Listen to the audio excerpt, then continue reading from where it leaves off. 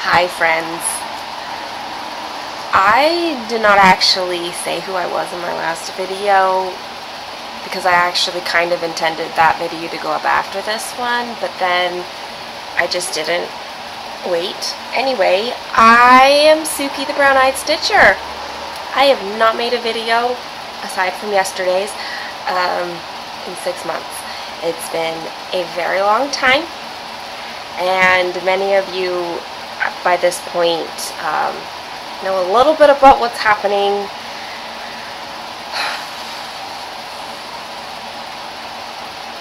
On top of all the things I had said in my last video about how things were going. Anyway, I'm going to cover a lot of that today. So this is going to be probably a long video. We'll see how well my brain is going to recall and form words and cohesive sentences today. It's hot, and this house does not have air conditioning. My new place will, but this one that I'm in right now does not. So there are some fans going, and hopefully no animals cause problems today. So let's see. I'm gonna officially call this Flosstube number 40 because I'm going to show crafty things before I get to all of the life stuff. So but I'll combine all the craft stuff into the beginning so that once I hit the rest of it, if you're gonna stick around and you're just gonna be stitching or whatever, there's no looking up at the screen moments that you might miss.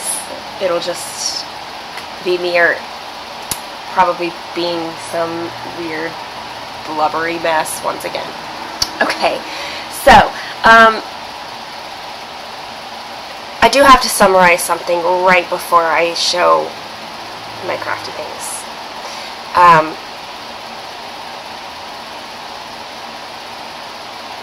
I do not know if I own anything crafting related besides these items I'm going to show you today.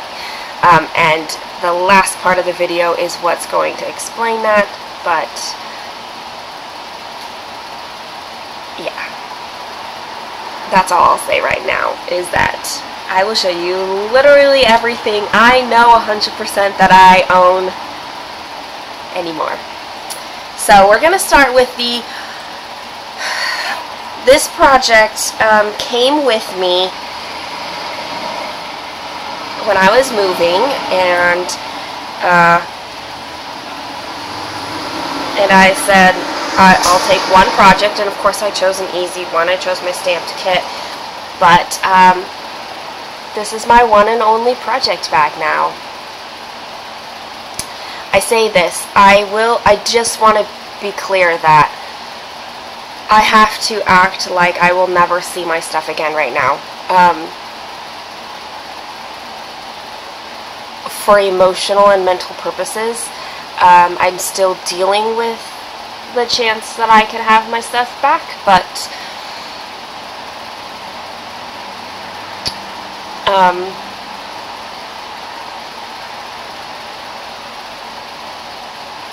I have to have myself in this headspace that I will never see them again, because it's really hard.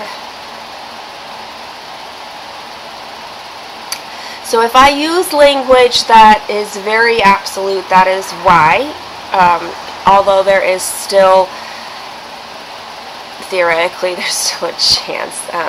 There's still avenues I'm exploring to get my stuff back. Anyway, so here's my one project bag I own. I'm real glad I have it.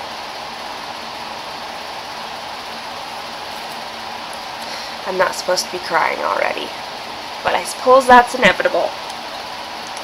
I have not touched this project since I moved, actually, because there was a lot of haven't even moved. Okay, so I'm in, this is my boyfriend's house because I didn't have anything, and I thought we were only going to be here for 2, maybe 3 weeks at the most, and now it's been over 2 months. So, but in the beginning there was a lot of like trying to get animals like situated and stuff, and I hadn't touched it, and then it became really hard to touch it because it kind of became this reminder. Anyway, I think I'm ready to touch it again now, but this is Phoenix by Lowe. They do license their stamped kits, and I have like that half of it completely finished. My camera's backwards, so it's weird. Filming this on my laptop with Steven's, what is this called? Webcam thing, because I didn't want a long video going onto my phone and then trying to upload it and there being problems and storage things, and I didn't want to deal with it. So I'm just recording this straight into my computer, but it flips the image, and that's, I don't know what it does on your end. On my end, what I see is it correct, but it feels wrong. Anyway, if you've ever filmed and made Flosstubes, you know what I'm talking about with that struggle. So yeah, this part is all done, and then we've got some up here. There's back. Oh my gosh, this is so trippy. Of everything I've done. Like I said, I've not touched this since I moved, but I have it. So there's that. I don't have the paper pattern portion of it, but I've only ever referenced that a few times. The problem is that the back stitching on it is on that paper pattern, and once I stitch over that, I can't see it anymore unless I have that paper pattern. So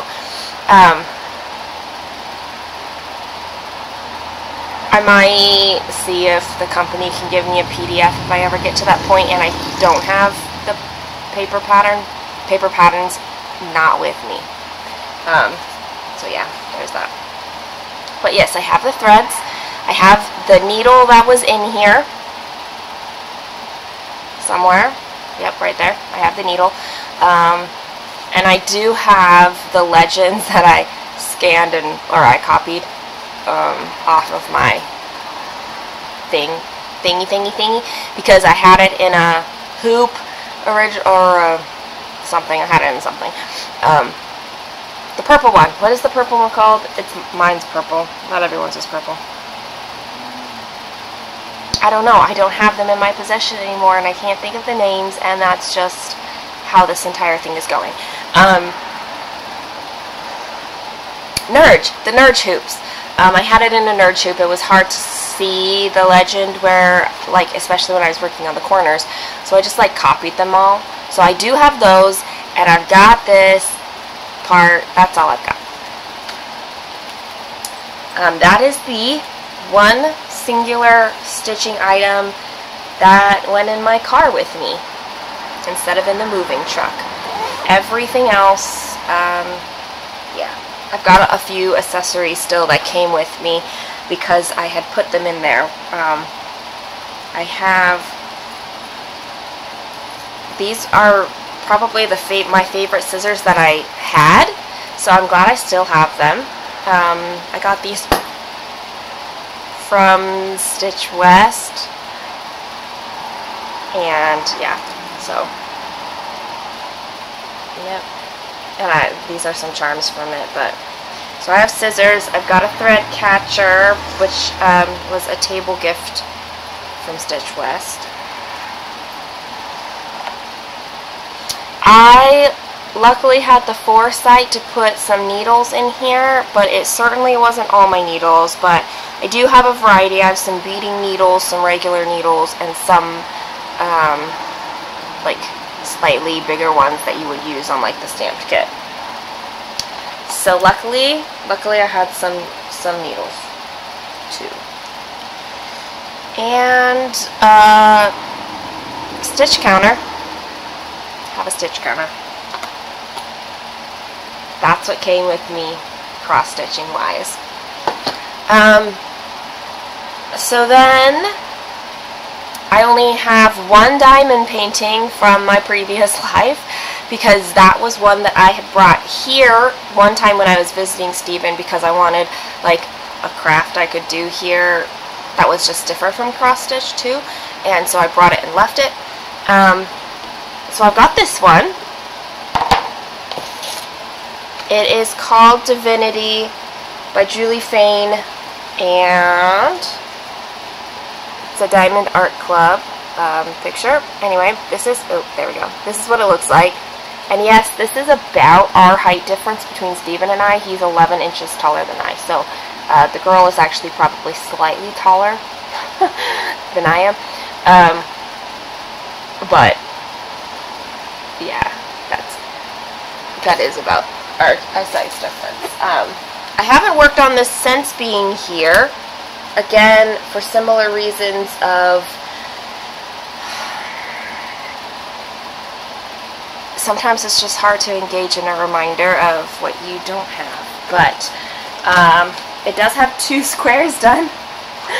I've never shown this to you on camera because it's only been here when I've worked on it. So this is all black. And then I came over here because I wanted some color. And yeah, the lighting isn't like fantastic, but I did buy a little like craft light because I needed it to do anything here. So I do have that. I did buy that. So yes, this diamond painting and that cross stitch, the stamped kit, represent everything that came forward from what I did own, crafting wise. I did have a pen that was a nice pen at least, so I do have that to still work with.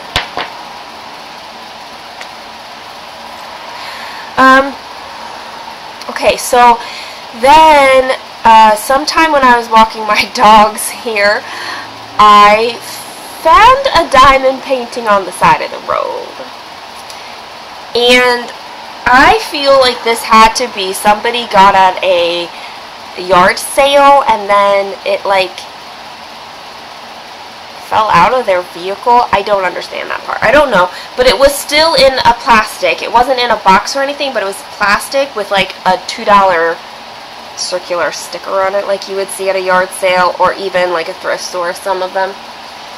But I've been working on this one a lot more. It's smaller, and it felt like no commitment, and somehow that was easier for me to engage in, with something that I felt like no commitment whatsoever to. It's cute, but if it was ruined, I wasn't going to be heartbroken. If it got lost, I wasn't going to be heartbroken.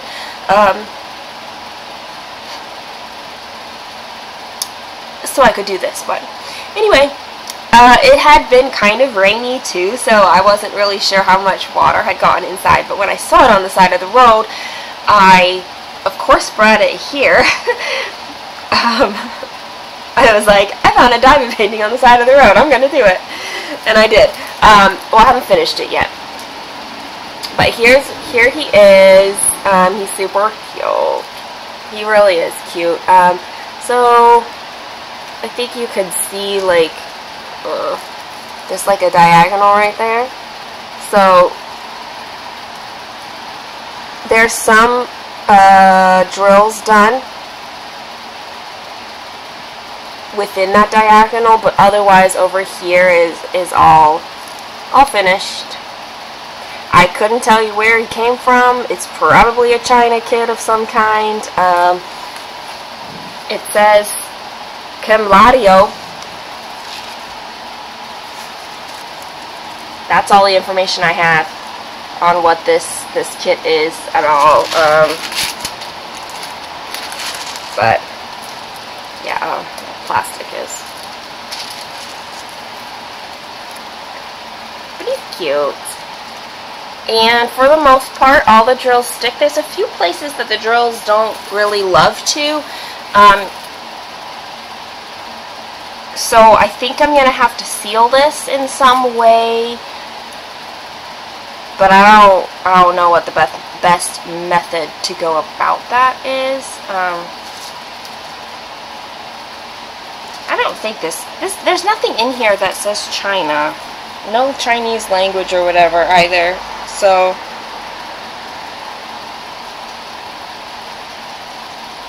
I don't know. You know as much as I do. I have not at all looked this up to see what that is. So there's that.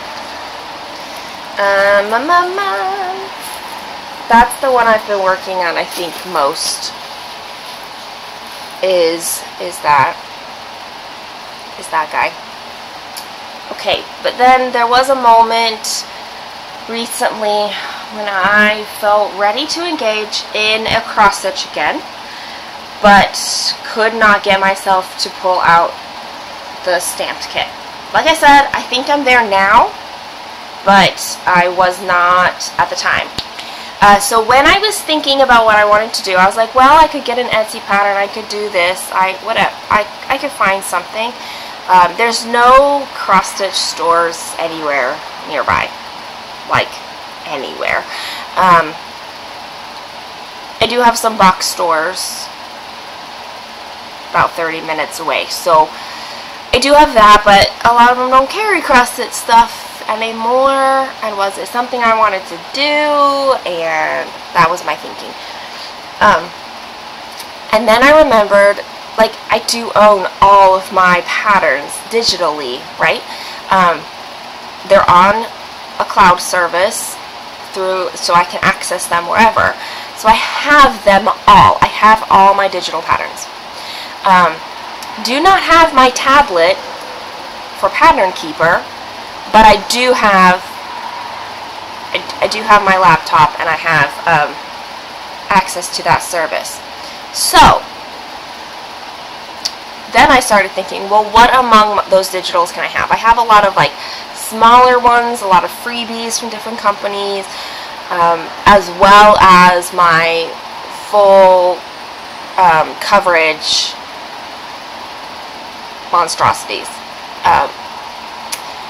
But once I decided I wanted to stitch, I wanted to start as soon as possible. So it couldn't be something that, like, I had to be able to source everything immediately.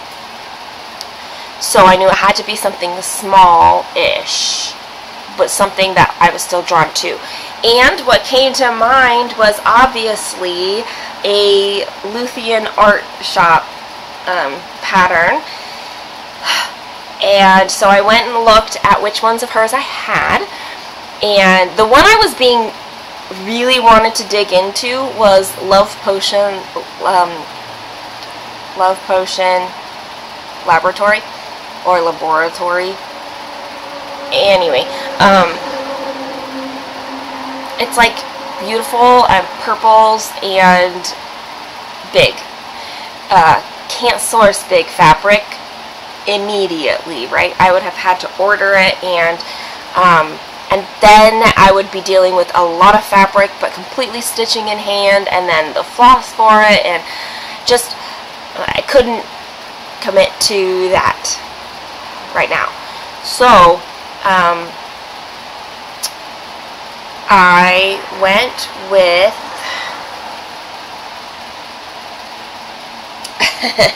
hold on, I didn't put this within arm's length.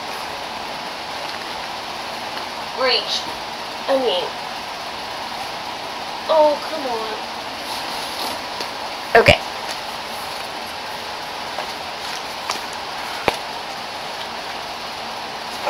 All my paperwork that I have with me is in this folder.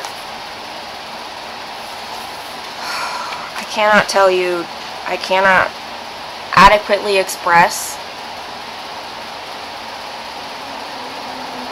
my emotions surrounding all of this. Okay, this is not a great printout, so go to Meltum's Etsy shop and you'll find this there. I got this as a freebie last year, but it's now available on her Etsy shop, Luthien Art Shop.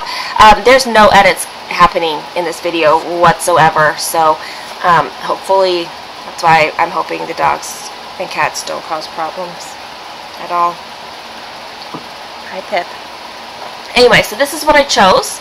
I really liked this. It's not at all my normal like aesthetic in any way, but when she released it, I really liked it. And it's, I mean, she says, oh, she doesn't on this page. Somewhere, I'm sure she said how big it was. But, you know, cross searchers, we don't really necessarily think like, oh, that's a small one. We just, especially when you're a full cover searcher, you just kind of assume everything's big. But this one's not. It's little. It's like 100 stitches across and like 300 stitches down. So here is the needle minder I own. It was on my stamped kit, but I used it here. And this came from Jess.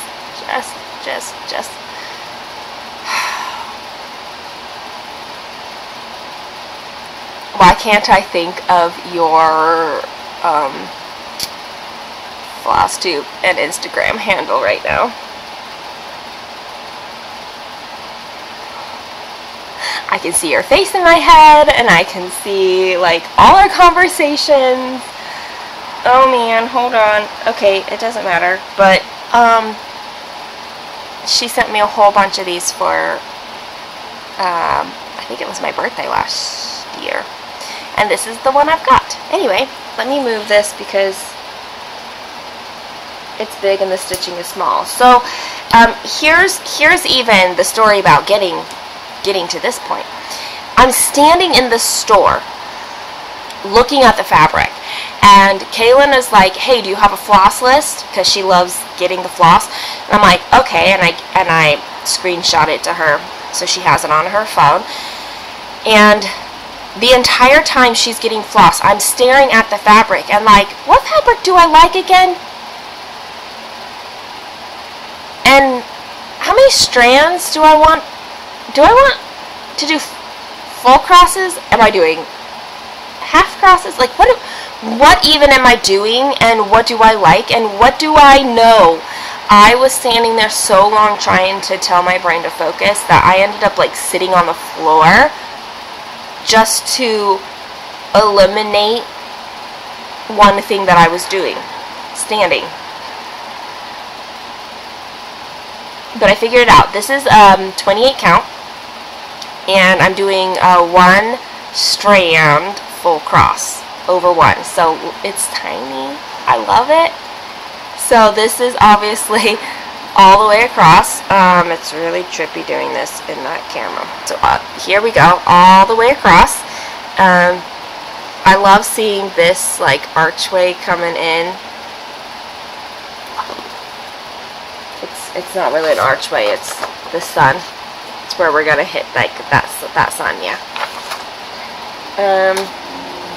But yeah, I printed out the pattern. I'm doing a full coverage project paper style, and it's fine. It's just fine. It's a little one. This is the like thing the fabric came in, and I just roll my fabric back up and put it in there.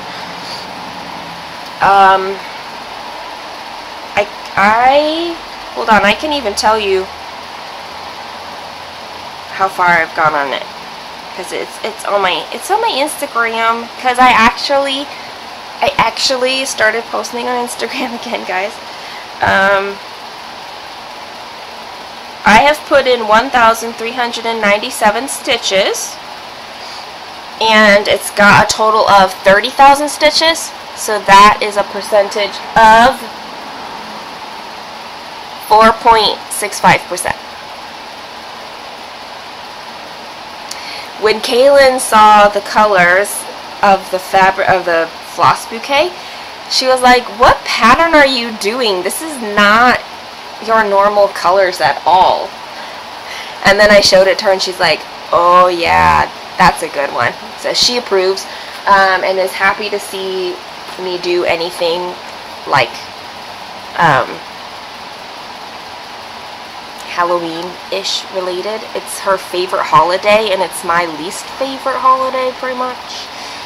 But I'm trying to do better, because both Steven and Kaelyn love Halloween, and I'm like, look, we can do Halloween, we just need to make sure it's not, like, awful for me, okay? So, I'm willing to meet them. This cup, this is a Starbucks cup, but, I had to buy it, because I would drink from my red Starbucks cup all the time, because for whatever reason, the way that the lid is, that allows it allows the airflow and the water flow to be perfect for me, and it was the only way I would drink water, really. And I was getting dehydrated because I don't have my red cups anymore. And so I went to the Starbucks, and the only ones they had were right by the cash register, and I went straight there, and I was like, "I want this cup," and he was like, "What do you want inside of it?" I'm like, "I just want the cup." I want, like, we did end up getting like a chai tea latte, but in a separate cup, and he washed it out for me so I could put water in it, and it was very nice of him. Anyway, and now I can drink water again.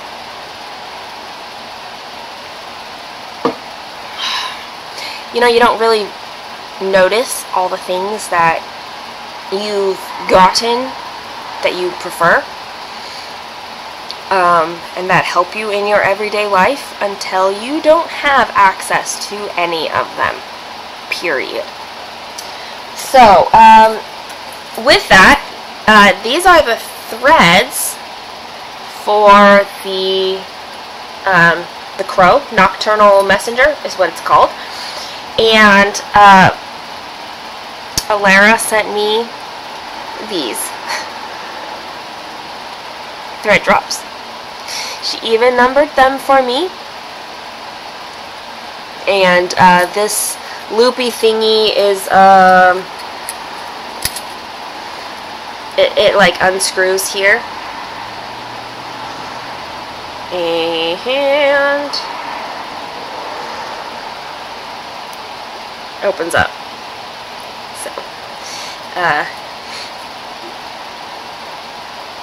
I was like keeping them in the skein, and then this is a skein we got by accident.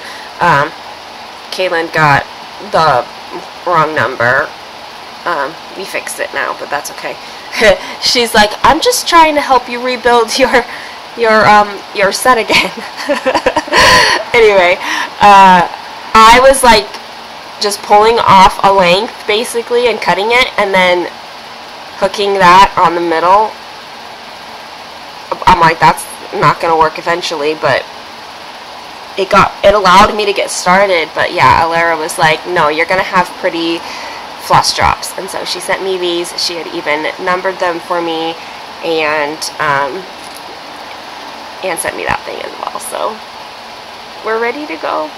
These longer ones are where I had cut them before, but they're mostly all uniform lengths now.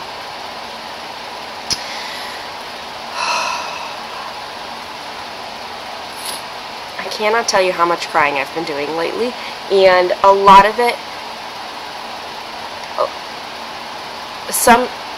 they're all for different purposes. Sometimes it's the grieving kind of cry, and sometimes it's just big emotion kind of cry, and sometimes it's just, I cannot believe the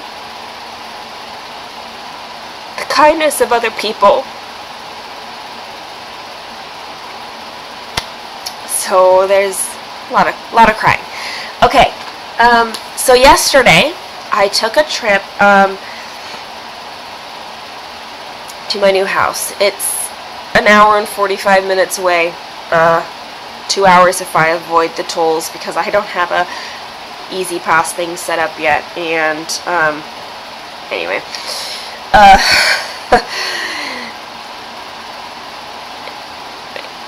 either way, it's not a bad drive, and I don't mind it. With some music and an audio book, and if Kaelyn's with me, I have company. But yesterday I was going to be nearby, so I went to my house. I went to the post office. I had a package there from a friend. I didn't get permission to say anything about her, so sorry. But you know who you are if this is you. I guess I didn't get Alara's permission either. I just did it because it's Alara. Anyway, okay, so in this package that she sent me, this other person, my other friend, you're all friends, and I'll talk about the rest of you in a second. In an hour. I don't know how long it's gonna take me. I have so much to say. It's been so long. Anyway,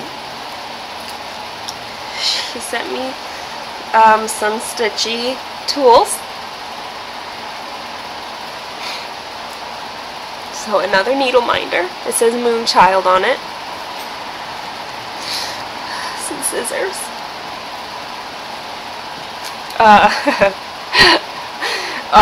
One of those like wand things.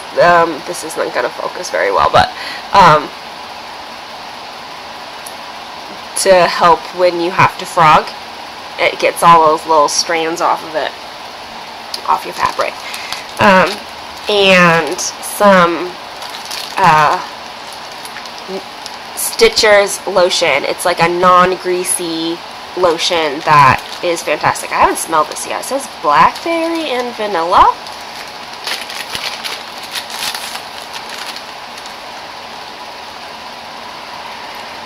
And it smells good. It smells good.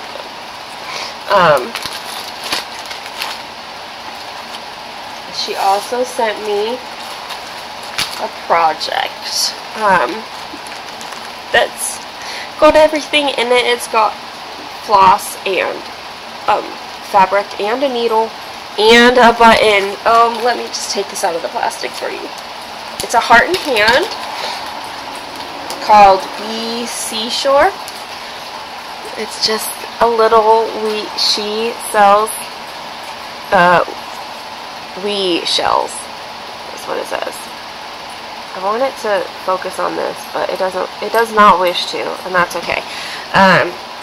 Cecilia Turner is the needle artist, is what it says.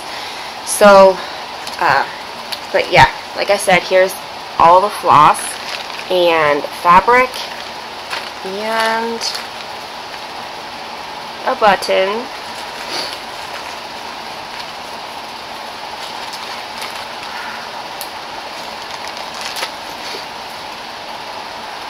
It's a sticker. It says, "I love to stab things," in purple. And some floss drops that comes with stickers that I can write on them. But I just want to show the this. It might be better if I show it this way. So this is the one that you can hook the ring through. There's just a binder ring, and then this is for your regular skein, and then this side hole is for your like leftover threads that you're working with, your cut ones or whatever. So perfect for this.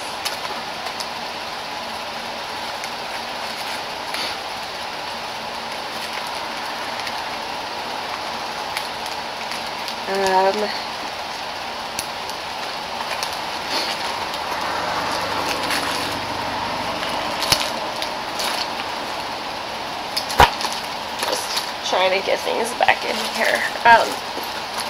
On the way home, I saw a Goodwill in like so I don't know all the things about Maine, right? I've never lived in New England, and so all of this is very, very, very new to me. But capital of Maine is Augusta, but that's not like the main city. The main city is Portland. And so as I was driving near there, Portland, Maine, not Portland, Oregon, vastly different in size too, because Portland, Maine is definitely not anywhere near in size Portland, Oregon. Much smaller. Anyway, they had a Goodwill and a, like, they call it the Maine Mall, I guess, which is to me kind of funny play on words, and I don't know if that's how they meant it, but there was a Goodwill right there, and I was like, let's check out a Goodwill in Portland. We'll see. And I went in, and it's a really good Goodwill. So there's that. That's good to know. So I got one book. I feel like I picked out 3 things, but I might... Oh, a pair of shorts. And this. I couldn't leave it. This is untouched. It is, like... I don't know if it's ever been opened, okay? And I got it for $10. It's a Bucilla. Stamped cross stitch. It's called Tree of Life, and it says quilt kit available in full/queen size, a pillow sham kit, 2 shams plus ruffles. It says embroidery, floss, fabric backing, and batting must be purchased separately.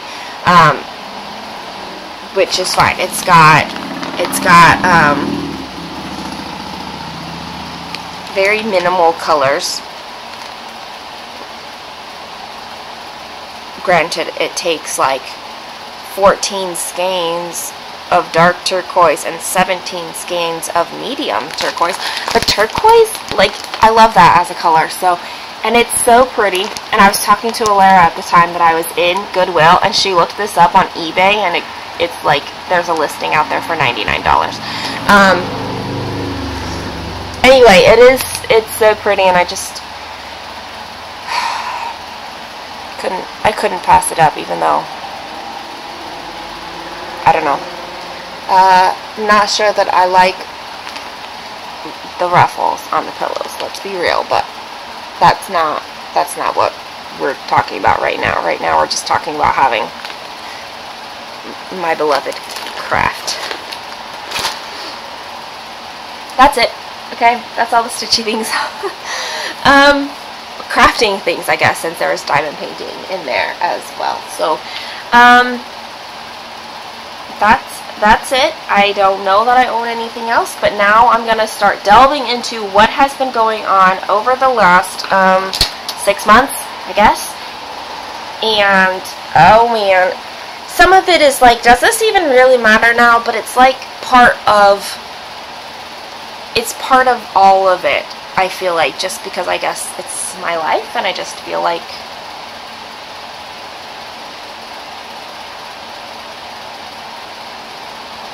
even though some of these are like separate events, because of the timeline, it just felt,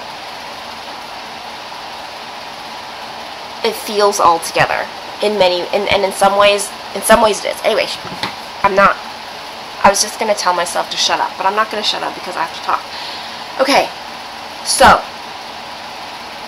in January, I think I talked about how I was starting a brain therapy thing. I partook of this brain therapy thing up until I moved, and I miss it greatly, but it did so much good for me. So let me explain what that is first. It's called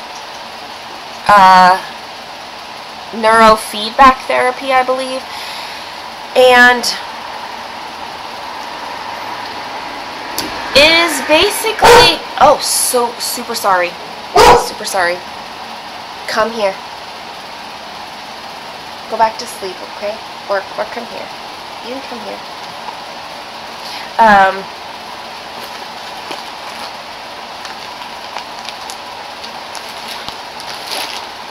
Hi. Okay, neurotherapy.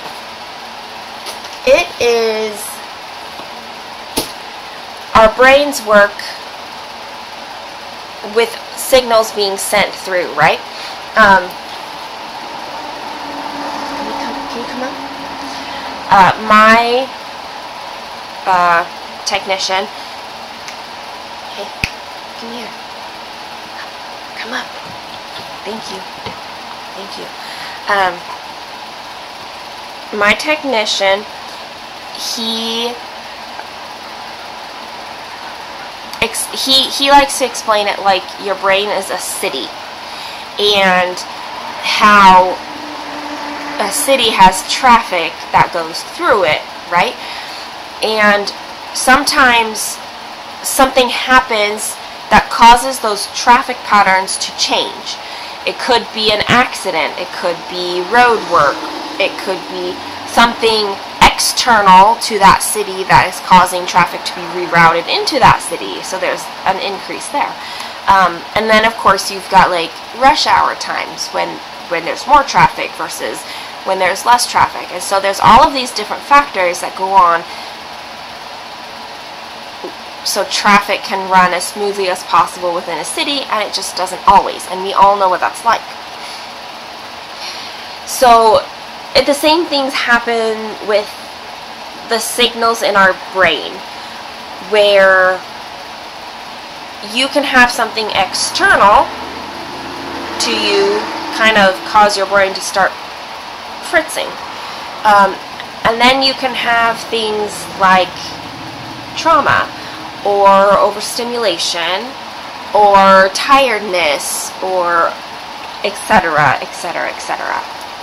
And so what neurotherapy does is it sends electrical signals to your brain to remind your brain this is what a healthy brain should be acting like. And your brain goes, oh, I can do that. And it shifts to it. Now, depending on the individual, your brain may take to it easier or less easy, and it has nothing to do with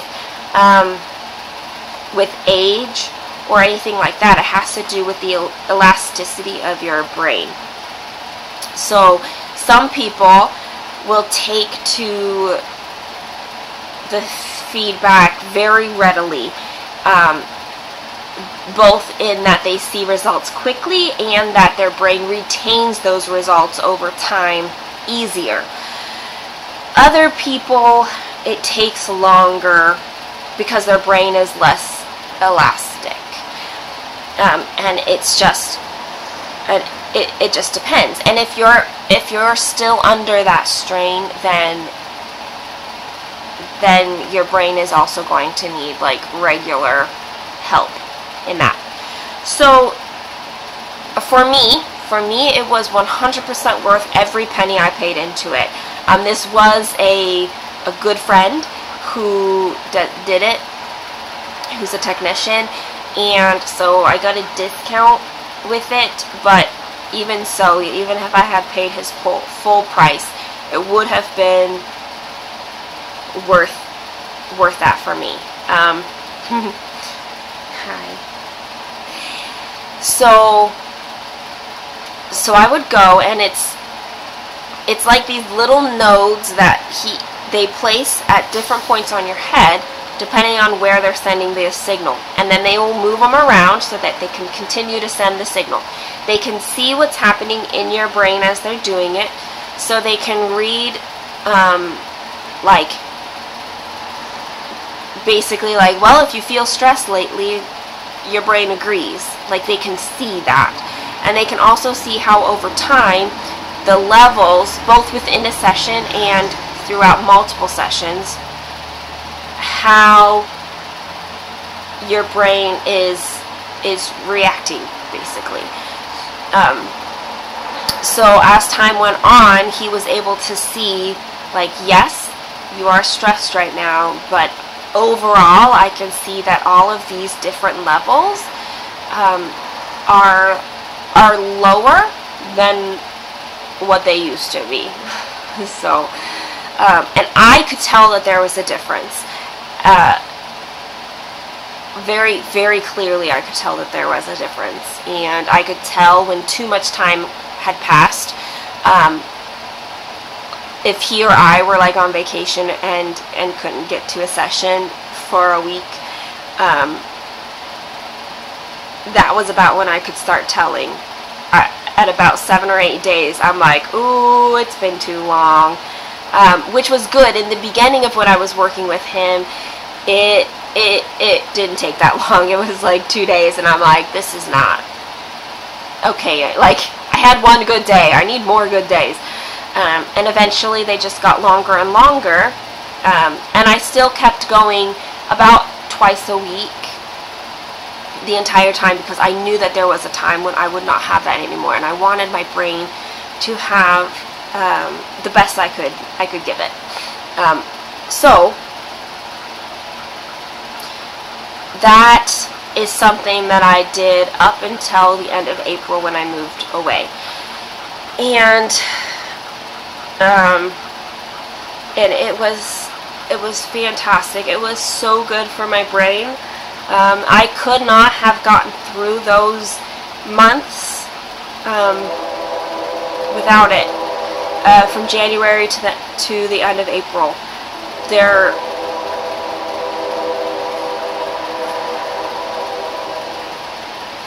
it was just so much easier for me because of that particular therapy, and I am super grateful to have had that and to have had access to it.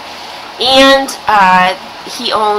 his family owns like lots of different, they own a menagerie, okay, lots of different animals, and their 2 dogs loved me, would always greet me and ask for like all the pets and belly rubs all the time. So it was like pre-therapy with the dogs, and then therapy, and then afterwards I would go out and hang out with their goats. They have little like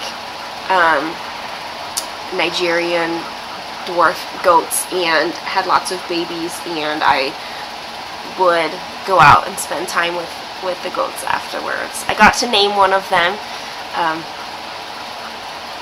which was so sweet to get to do. And sometimes I'd be out there so long that whatever baby goat I was holding would fall asleep in my arms, and I'm like, well, I'm stuck here now for a long time, so like this baby's staying. So there's that. I probably should have checked the volume beforehand. I think I meant to, and make sure that everything was recording okay, but I'm now 50 minutes in and I don't, yeah.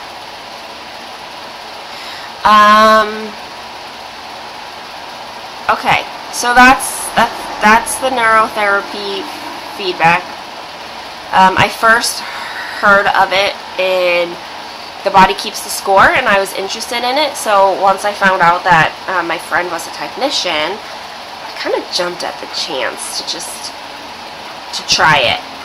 And the first day, I kid you not, it takes one night of sleep to finish the therapy process, kind of like that, because when you sleep, your brain is like doing a whole bunch of work. It's like doing its own reset when you are sleeping. So the next day after my very, very first session, which he kind of did like this just general protocol on my brain. The next day I was like, I did the dishes, I did housework, I was ready to go run 2 different errands, and Kaelyn hadn't even been awake yet. I waited to do the errands until she was awake, but like, I was ready to put up Christmas, because that was in December when I was doing it, and it was like the middle of December, and no Christmas tree had happened yet. Anyway, like, it was a night and day difference between how much my brain had been struggling to what it was capable of doing that day. And so the things that we had mostly focused on, the specific brain points, a lot of it had to do with executive function, but they can do all kinds of different protocols. A lot of his patients are, interestingly, a lot of his patients are in the, like, Mennonite community, I think. I don't think it's the Amish. The Mennonites. They adopt a lot of children, and a lot of those children come with challenging backgrounds. And so once a week he goes and will work on these children, and so that they have,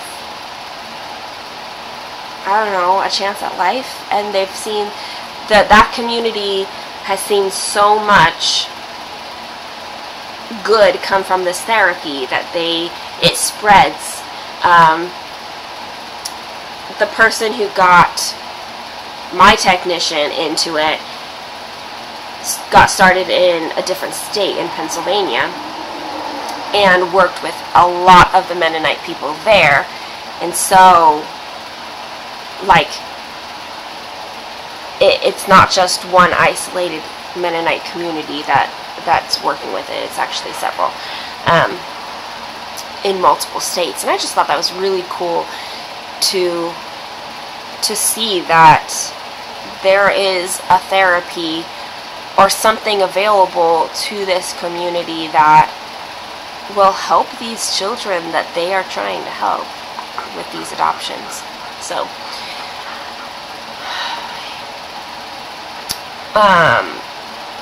what other people who struggle with ADHD have seen success with it as well.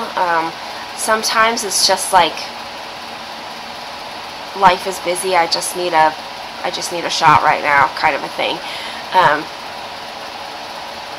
So, like, isolated sessions are good too, but I miss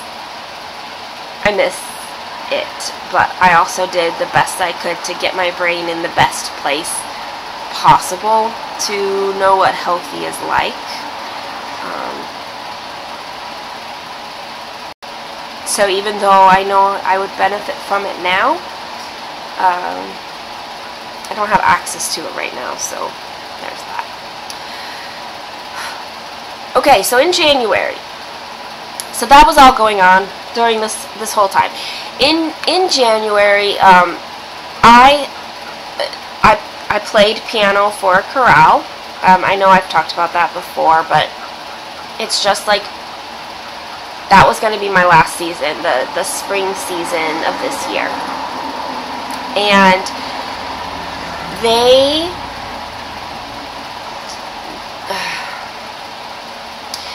they decided to do a selection from Handel's Messiah, because we were going to be performing around Easter, and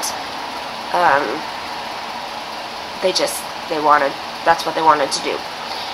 So it was going to be selections from Handel's Messiah, and if you have any kind of experience in classical music, or if you know Handel's Messiah, you kind of understand that it's going to be challenging music, and what it was written for. Handel wrote it for like the instruments of his day and wrote it for an orchestra, but it has been taken and reduced, I guess, into a piano score by multiple people, but still very challenging music. And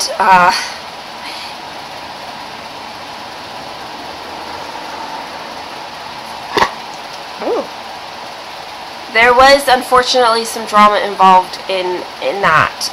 The performance was like at the end of March. Yeah, performance was at the end of March, and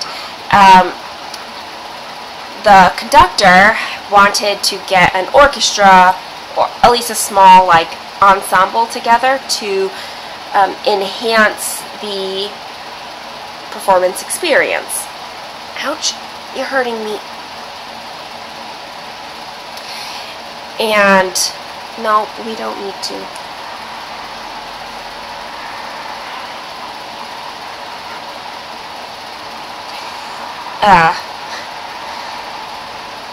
They want me to take them out with on a stroll, and it's too hot. I can't do it. And it would actually be quite dangerous for them as well if I did it, especially Pip. Anyway, chorale. So chorale and the ensemble. Oh, but then there was like some trouble in getting together. Well, there was actually a lot of volunteers for the ensemble, but then the director, the person who was supposed to work with the ensemble, backed out kind of super last minute, like a month into our rehearsals. And so then my director was like, okay, so I guess I have to cancel the ensemble. Meanwhile, I knew I had to practice like I was performing every single song all by myself, because the ensemble was really only there to enhance, not to replace.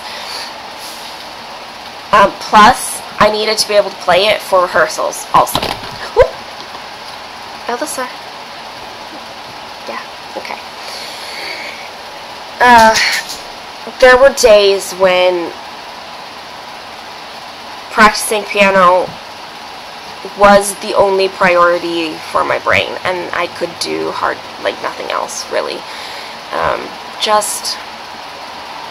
It was rough. It was so rough, and I had so many things I had to do because this wasn't the only big event. I knew I was going to be moving in the early summer. I didn't know exactly when yet. My aim had been June, and I knew I had these other big events leading up to it, where things had to happen concurrently. It was a lot. And what fell off the radar was really, like, I couldn't film. I still did some stitching and stuff, but it was really, really hard. Really hard.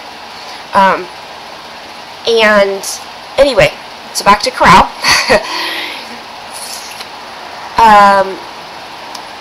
So one of the ensemble members, volunteers, said, hey, I do actually have experience in conducting, like, ensembles. Like, he had, I don't know, master's degree or whatever in stuff. And so he said, I could do that for you. And my conductor said, okay. That's kind of where the drama began. So even though we had this thing where we were unsure if, like, as an accompanist, you don't always have to play every single note that's written. You can kind of fudge it. But you kind of have to know how you're able to fudge it, because you have to know when the singers are doing what, and if you have other instrumentalists, you have to know what they're doing and when. And so up until this point, I had to practice like I was the only instrumentalist, but there was still a chance that I wasn't going to be, and so it was just this bunch of unknown. And then this other conductor came in and like thought his ensemble was going to be everything to everybody all the time, and my director didn't want to step on his toes for some reason, even though she was the one in charge. She kind of let go of too much control. My conductor doesn't feel like a conductor. She's a pianist, but knows music really well, and in this case she conducts the chorale very, very well, and would have been just fine. But she decided that the ensemble director was going to be the one to conduct everybody, and her decision meant that she took too much of a step back in being the person in charge. So when this ensemble director comes in, he basically sidelines me. I still have to practice, because I still have to play for performance, or not performances, but for practices for the chorale. But he kept saying that, like, he kept calling me back up. And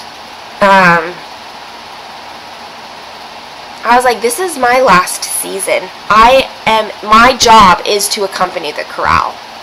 Like, and the way that I got into this, it's not a paid job, but like, in the way that I got there, I was more authorized to be there than he was. I'll just put it like that.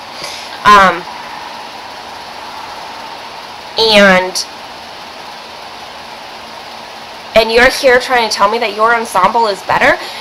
And not to say anything, like, I am so happy about these, like, the people who volunteered for the ensemble. Okay, they're older people. They're adults who haven't played in a while and are happy for the chance, and they were teenagers who play in band or something like that. Okay, so that's like their level of competency, and some of them were really good, but not as good as he kept saying that they were.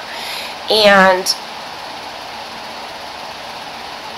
they couldn't even tune in to be correct. Like, if you've ever been in an orchestra or band, or listened to one, and you hear, like, right before a performance where they all tune to a note, and then they check all their other strings and whatever based on that note, they couldn't even get in tune in that part of it. So if you start out of tune, you're gonna play everything out of tune. And that's not even like talking about what challenging music that Handel wrote for them. So I kept getting sidelined and, like, got everything taken away from me, like, for the performance, like, nothing, I'm not playing anything. And then he came back and was like, alright, well, this one is going to be too hard for my ensemble, so you get to play it. And I was like, oh, how kind of you. Like, if it's, like, you're sidelining me because you think your ensemble's so great, but because they can't play a song, you're giving me that hardest song back. And then we had hardly any I say we because I consider myself part of the chorale, right? So the chorale didn't have very many rehearsals with the ensemble. And the first time that there was a rehearsal, the chorale director had vehicle trouble and couldn't get there. And so I'm sitting there listening, and I'm like, this is an absolute train wreck. The chorale can't hear the ensemble can't hear the chorale, the ensemble can't play in tune,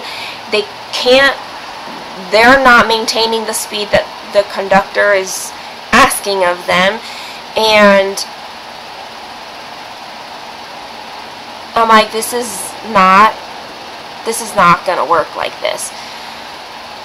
So there was kind of a lot of back and forth, and like, there was me trying to stand up, not necessarily for myself, but more for the chorale. I am there to support the chorale however they need me to. And in this case, they needed to be able to hear anything from the instruments. And there was only a few people, depending on where you stood in the chorale. Sometimes they could hear an instrument. Sometimes. Otherwise, they just had to watch the conductor like a hawk and hope and keep the beat and listen to each other to be in tune with each other, but they couldn't hear the instruments at all. Like they felt deaf in one ear because they were missing that, right? So eventually, and it didn't really happen until like the week before the performance, when what I was playing got finalized. Like a week before performance, and I finally know exactly what I'm performing. And there were a couple singers that I was in discussion with, and they were kind of talking about their struggle with being able to hear the instruments and stuff. And I was like, well, here's the situation. Here's the part that you guys don't know is happening. And they were like, well, you know, there's a lot of practice, like rehearsal pianists out there. And I'm like, but I'm not a rehearsal pianist. That is not my job, and that is not what you guys need. Like, you're standing here telling me that you can't hear the instruments, and all they need to do is say, yeah, let the pianist play. That's all. I didn't need to be the only instrument. I didn't need to be heard by the audience. I needed the chorale to know that they were supported and to feel confident in their performance. And they couldn't do that. We had the organ playing. My chorale conductor can play organ better than I can. And I didn't have the headspace to do that. So since she wasn't conducting, there were some songs that we put the organ on, and some songs that there wasn't a need for that. But they couldn't really hear the organ either, because the conductor kept telling the organ to be lower, and like I said, it was a huge mess where the ensemble director kind of had this big old ego that his instruments were like the best, but wasn't listening to the full picture at all and would not adjust for the sounds until finally my conductor was like, I finally told my conductor like everything that I was feeling. I was like, this is not fair to me or to the chorale, because they can't hear anything and all they need is me to be able to play, but he keeps sidelining me and telling me that I'm backup and all of stuff. And she was like, I feel like so much of this is my fault because I stepped back too much. And so she finally did. She stepped up, she spoke to him, and I went by her decisions, not by his, because I'm sure he still wanted me to not play. And I essentially played, I think I ended up playing almost every song. I think there was maybe 3 I did not play. Maybe. And the thing is, the audience, okay, so several of my family members came into town and were in that audience, okay, and My parents are both musicians. They actually met in their college marching band. So they were like, at the end of it, I asked them, like, could you even hear me? And they're like, hardly. But we could hear the out of tune strings. And I was like, yeah. Well, I warned them about them ahead of time because I did not want them to be surprised about that. And I was like, yeah. But the chorale could hear me, and that's what mattered. The audience, what they could hear is the chorale and the ensemble. That's what they could hear. And the chorale could hear me, and they felt confident. And the soloists, I played for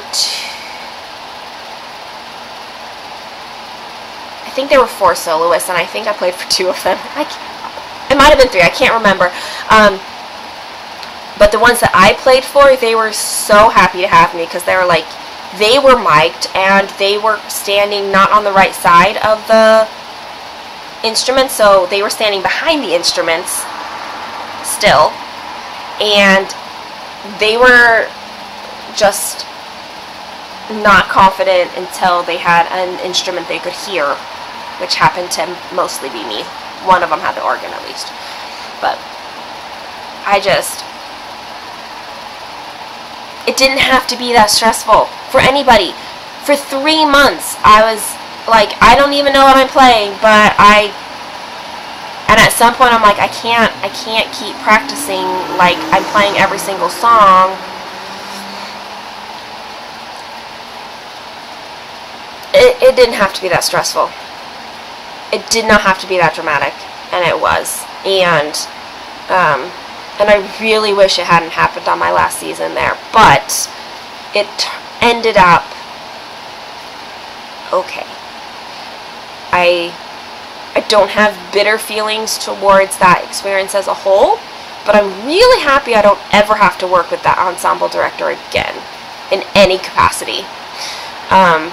Because while he was knowledgeable, he just had like too much of an ego that I don't need to work with it. So that was January and February and March as far as chorale was concerned. Dance recital was the end of April. So that was a big event. No. Elisa. There's a truck outside. Hold on. Thank you.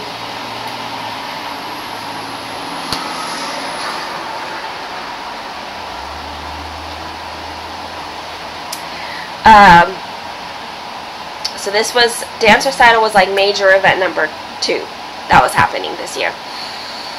And so of course classes have been going on this entire time.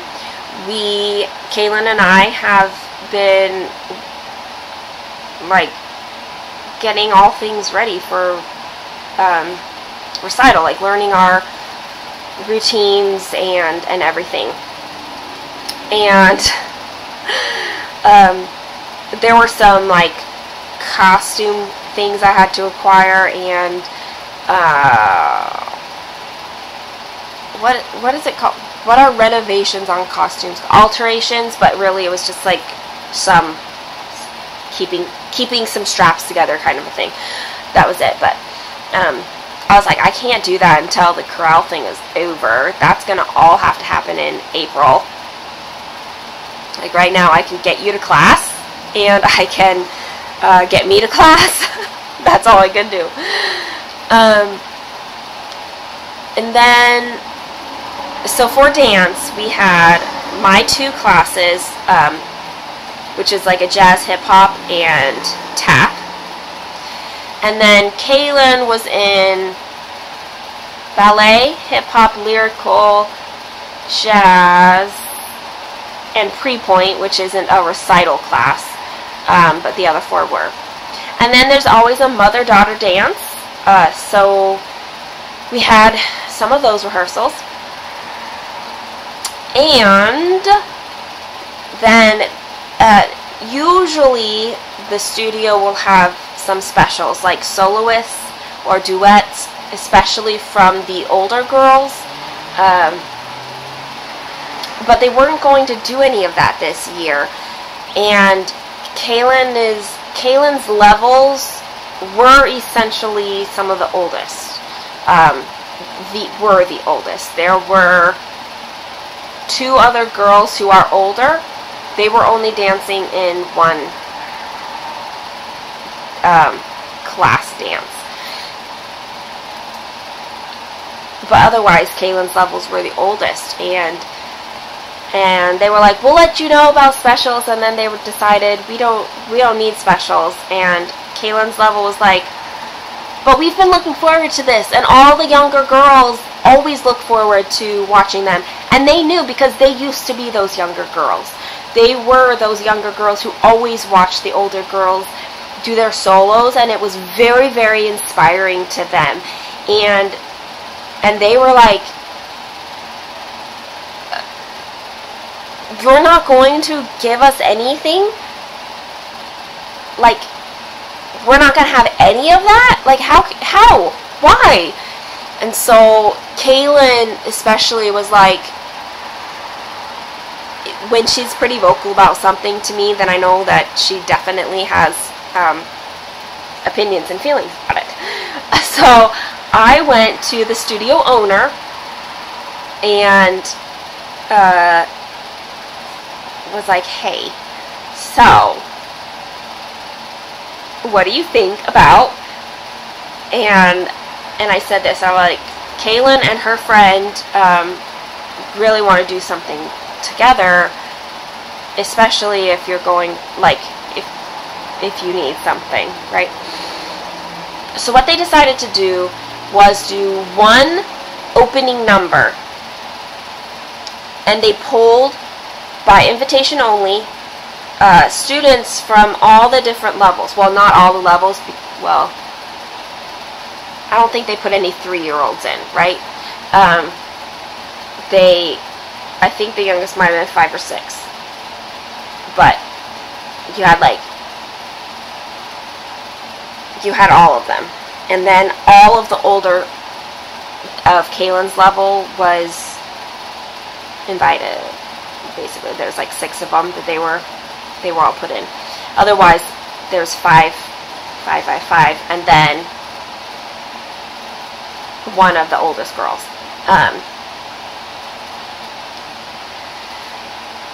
So they themed it to be Disney.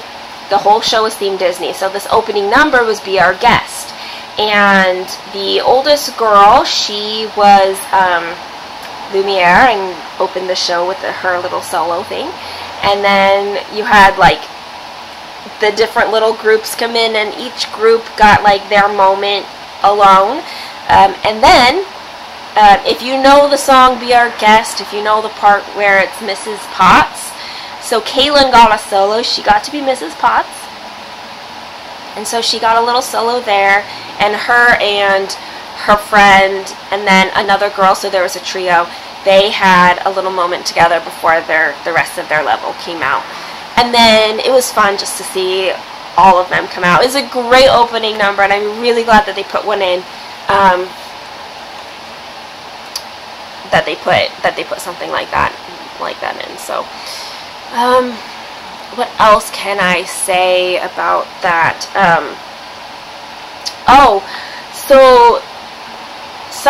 So Kaelyn was in like level 3s/4.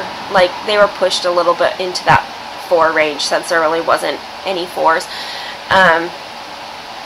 But in a lot of their dances, their teachers gave them solos. Not everywhere, but like their hip-hop, I don't think anybody in hip-hop had solos. Oh, here's something about the day of recital. So, the recital was at a high school.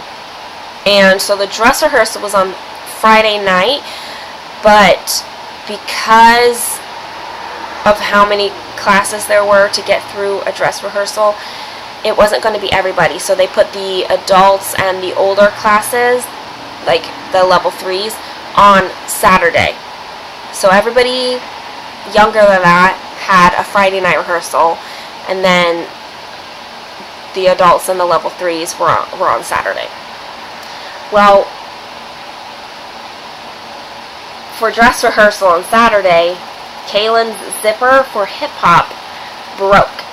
Like, it was a cheap zipper, totally broke. And somebody was like, we can fix this, we can fix this. And that was Kaelyn's, like, there was like the opening number and then 2 numbers and then Kaelyn's hip hop. And by the end of that opening number, we're like, where is her costume? Like, we can't even find it because we didn't get it back yet. And so we finally got it on her and it wasn't fixed. And so it had to get safety pinned. And so, like, there's this big gap. And I was like, I had her put on a black tank top, turned around so that the neck part was higher than the front part. And the safety pins, there was like 3 of them up top, one of which busted open while she was backstage. Like, so I was checking her safety pins and I felt one open and I just took it out. And I was like, oh, I really hope this doesn't happen on stage. She didn't have any shoulder rolls, I think, in that dance, so there was less of that worry. But she went out there and killed it, and from the audience you couldn't tell that it was gaping open. So that was really good. But again, it was not stress that we needed to go through right then. The rest of everything was great and went fine. She had a little solo. She opened up her ballet song with a solo.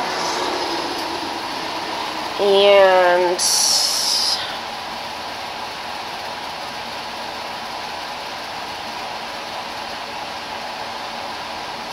her favorite one that they did was her jazz dance. And it was Cruella de Vil. Like, it kind of started with that initial, like the Disney Cruella, the animated Disney, like the Cruella de Vil, right? And then it morphs into the Florence and the Machines, I think, version. And they were dressed in like it was black and white, and then their gloves were red, and they had rose petals that they threw at the end and stuff. So that was her very favorite.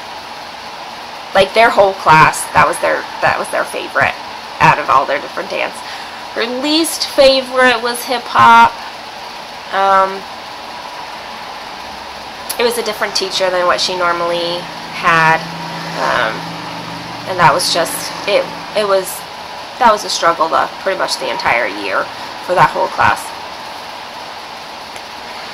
Mine went well as well. Tap was a lot of fun. We had a really good teacher this year,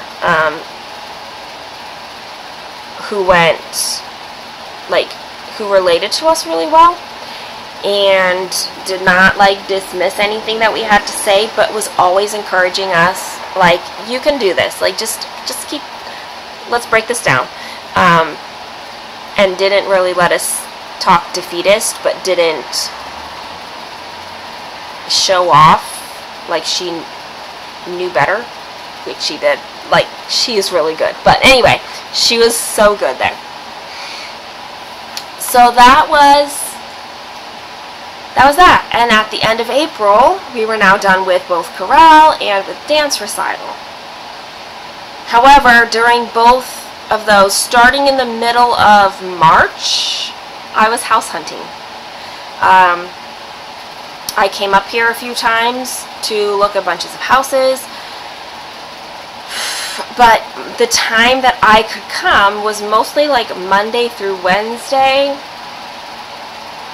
and most houses up here would hit the markets on Thursday and be under contract by Friday, or Friday to Saturday, like a weekend. If they're a weekend market that was under contract within 24 hours. So very challenging. And there were several situations, like the first time I was up here, I looked at a bunch of New Hampshire places, and there was one that I was like, okay, I like this. Let's put in an offer. And then literally on the drive back to Stevens, which was like 2 hours, somewhere on that drive I get an email.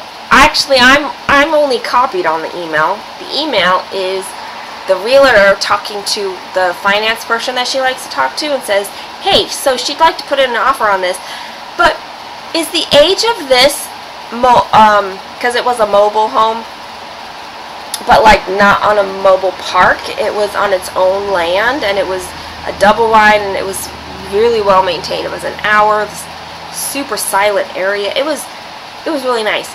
Anyway, she's like, is the age of this mobile home going to be a problem for financing? I'm like, why is this the first time I'm hearing that this could be a problem? Like, she didn't say anything before we got to the house. She didn't say anything at the house. It's only as I'm on the way home, after I'm like, yes, let's put an offer on this one, because it's the best out of all the ones I had seen that day, that I'm finding it's a problem. And yes, it was a problem. It was a problem in that I could not finance it. So there went that, and also I didn't talk to that realtor ever again. She was not my favorite. Anyway, so I did look for a realtor in the more southern part of New Hampshire, and I did talk to one who set me up with a search, but she was not impressed with my budget or area, and just was very dismissive on the phone. And I was like, it's not like I even think that there was going to be anything in southern New Hampshire that was within my price range, and I could keep my pets, because a lot of mobile parks won't take pets, and a lot of what's available are mobile parks.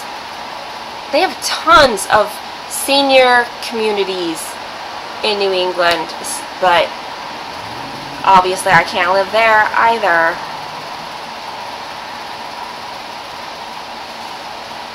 So finding a house was not easy, but I did find a realtor in Maine that was fantastic.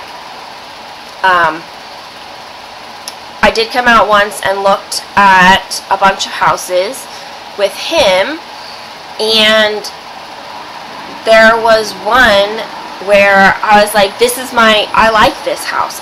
It's small, but we can make this work really well.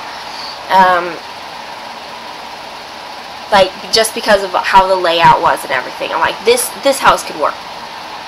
Let's do it. And then we're on the way home, and of course it's another hour and a half, 2 hour drive, and I'm like, if I get back, if I get an email or a text from my realtor before we get back, I'm gonna be so mad. And yeah, I did. And it wasn't my realtor's fault. It was actually the other realtor's fault. The other realtor allowed us to view a house after they had gone into contract with somebody else, even though my realtor had reached out multiple times to that realtor trying to make sure that that house was not under contract yet that day. Never got a response from him, from the selling realtor.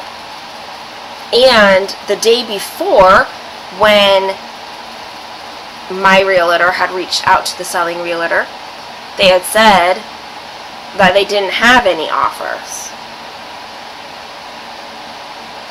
And so we booked the thing. So my realtor chewed out the other realtor.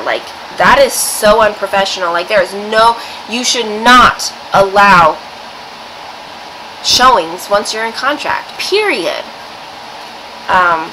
And he was like, my realtor was all apologetic to me, because he was like, I hate showing people houses that they can't actually buy. Like, it's a waste of all of our time. So we did end up putting a backup offer on that house, but obviously I didn't go with that house. We waited and we watched the market, and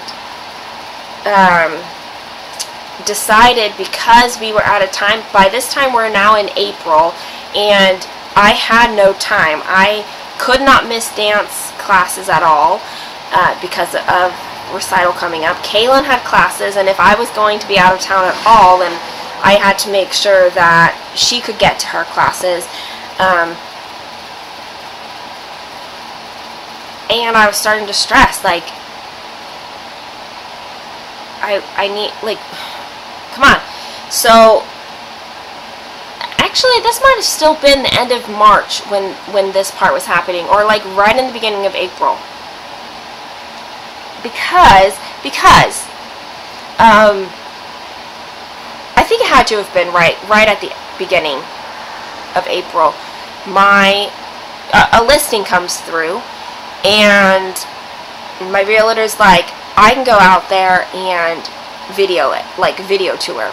Ended up not being able, we were going to do a Zoom call, but then like the signal wasn't great enough for that.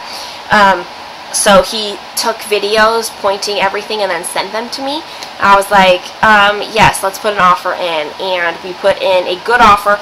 The selling agent was another agent in his realtor office, and so he could talk to get, like, this is what a strong offer would be. And it worked, and I got the house. And then like 2 weeks later, I was finally able to go see it. Like, I was in contract.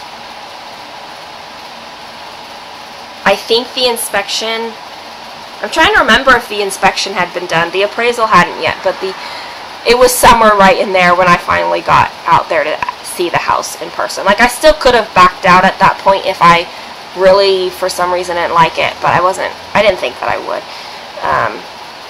Alex did a really good job with the videos, and the way that he likes to show houses to his clients, he's like, I'm not here to make you fall in love with the house. Like, if you're going to fall in love, you're going to do that on your own. I'm here to point out anything that I can see that might be an indication of something major. Or minor, even that, and he did a really good job of doing that.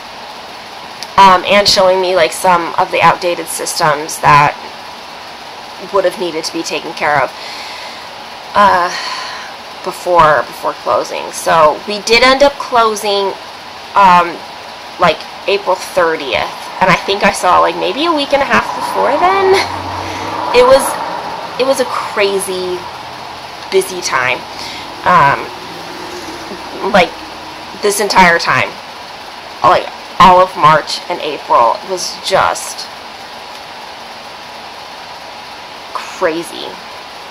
And then at some point, I think in February, I actually had talked to my realtor in Virginia, and she had laid out my options, which was she was like, here's an investor price, which is always the cheapest, like, not the cheapest, but like the least, you'll get the least amount from this.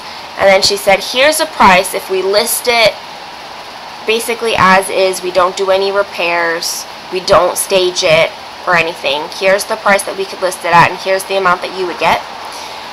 And then she gave me a third one, which was basically like, I move out and we do some repairs and staging and stuff like that, and here's the amount that I would get.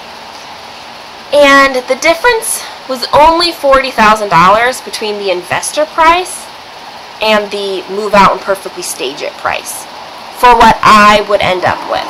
Okay, it was only a $40,000 difference, and I was like, I can't move out. Like, and then get all of this done. As it turns out, I probably could have because of what ended up happening, but it doesn't matter because it still was only a $40,000 difference, and it wasn't, at the time I was like, I can't do that. I have pets I got to deal with. So I went back to her and I actually asked, is there any way that we could find something in between the investor price and the other price? Like, basically, I wanted to be able to walk away with a certain dollar amount that I could put towards my new house. And it was only $10,000 more than in the investor price. And she was like, you know, let me bring the investor by and see if we can meet that price. And they came, and then she was like, yeah, we can do that. And because it was an investor option, like, I never actually had to list my house, and it was a very flexible arrangement. If I needed to be there after closing, then it would be just fine. If I needed to close, like, I could say we need to close in 2 weeks and we'd make it happen. And that's essentially what did happen. I went as soon as I had a house and they had a closing date. As soon as I had an accepted offer with a closing date, I went back to my Virginia realtor and said, here's our new closing date. And then I was then we were getting ready for dance recital while I was also getting, like, the Virginia realtor people the information they needed to close, and the main realtor people all the information they needed to close. And I was like, you guys, I'm sorry if I am missing information. Please just yell at me again if I don't get it to you.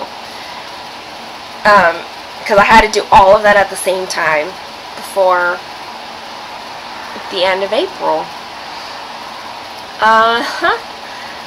So then all of that finishes. Stephen has come down for my recital and is able to stay for like 10 days.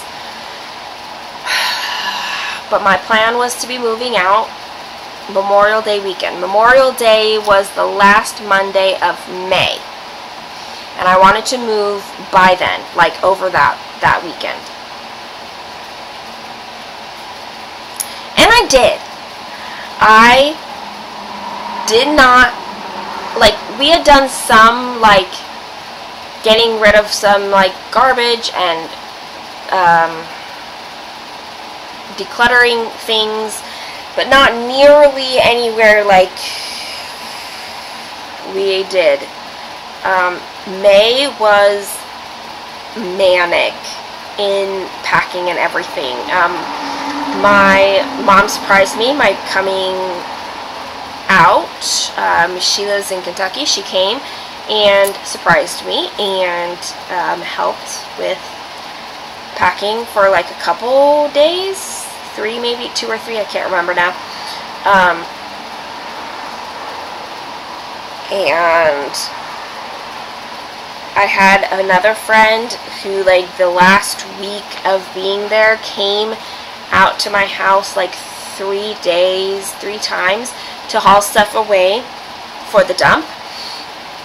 And I also said, any of these things that I'm getting rid of, like, if you want them, take them. They are yours, because otherwise they'll either end up at the dump or at a donation center, because I don't have time to try to sell things at all,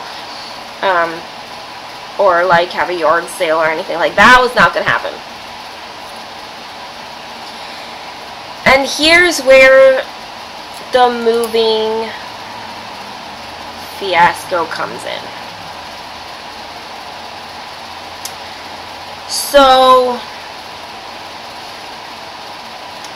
I got a moving company. I talked to several and went with one. And I even got a quote for a pod, but it I was going to have to get 2 pods, and like that cost was just like, it felt like a lot. Turns out I should have just gone with the 2 pods. Anyway, that was a spoiler alert. So this company,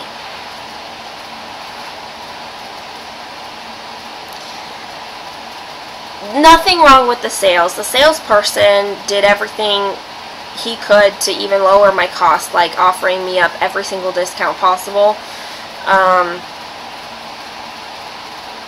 and applying it, and even gave me a military discount, even though it was like, I'm not military, and nobody in my, I was like, my brother was in Marine Reserves, and my grandfathers, like, both served. He was like, thank you for their service, and applied the discount. I'm like, okay. So sales, not a problem. I asked a lot of questions. He walked me through the entire process. I asked him multiple times about delivery, and was told for that move, the move that I was doing, it was going to be 3 to 10 days. He's like, usually probably closer to 7, but like it could definitely take up to 10. I'm like, alright, that's fine. So I could plan on 2, maybe 3 weeks waiting for them to deliver. And already in my car, I had to fit me and Kaelyn and 2 dogs and 2 cats. I needed to fit like their food things. I needed a litter box for my cats, for where once I arrived, not for during the drive. And I needed to put in like some clothes and toiletries for Kaelyn and I.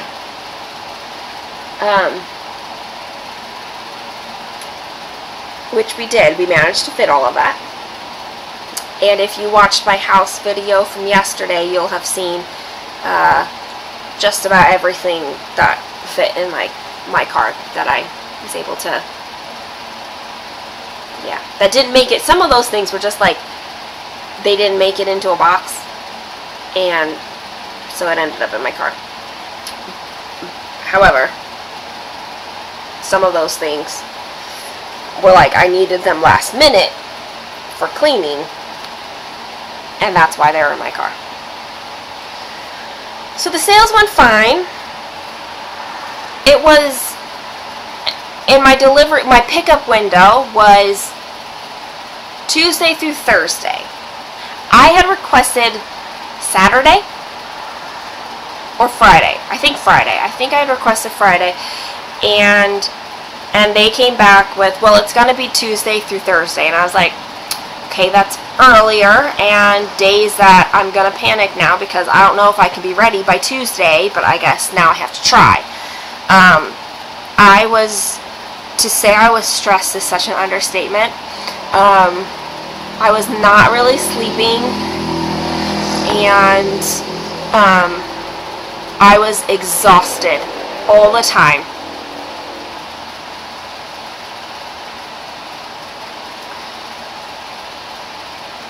And the only way that my brain was any kind of functional was because I was still having my neurofeedback appointments.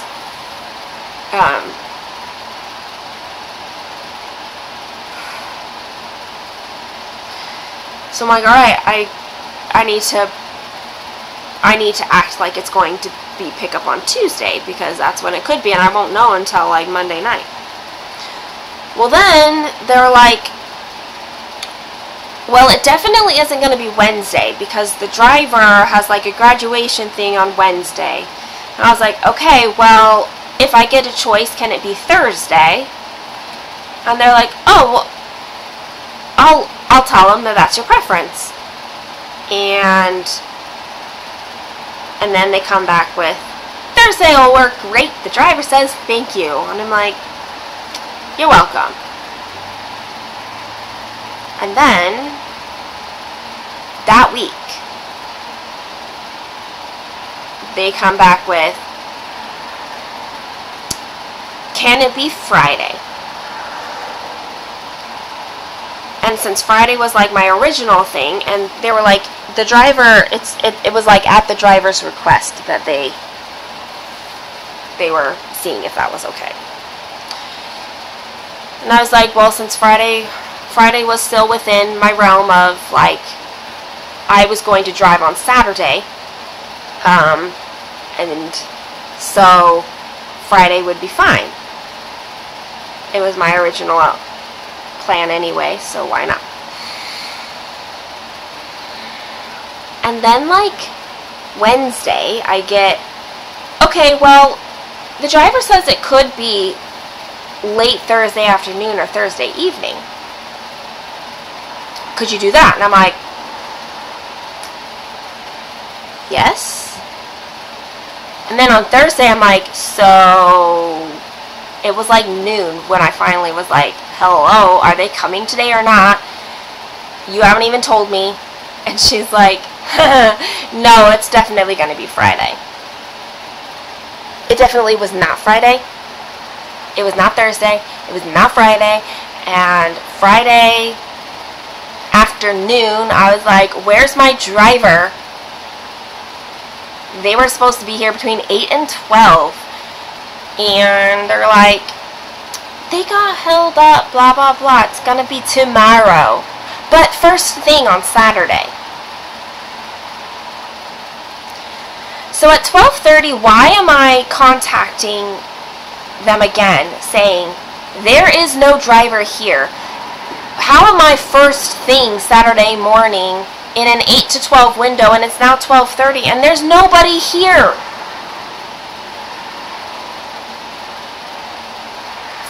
Well, let me find out, blah, blah, blah, blah, blah. Finally, I actually get a phone call from the driver himself who says, hey, I'm in, like, the DC area.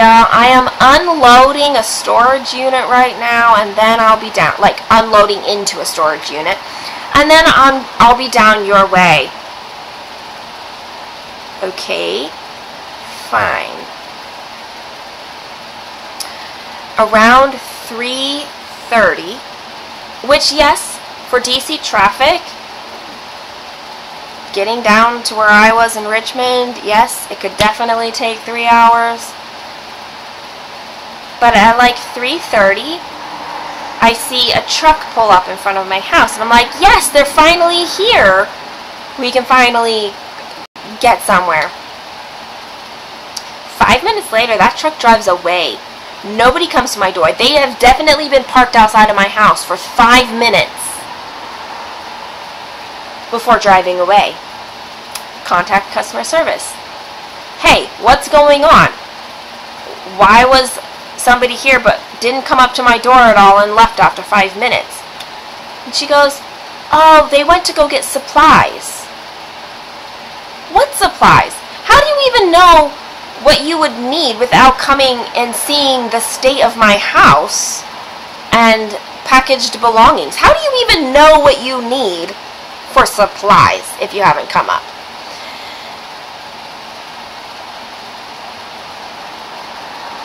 Three or so hours later, somewhere between 6 and 7, somebody else comes up. A truck comes and a guy comes to my door.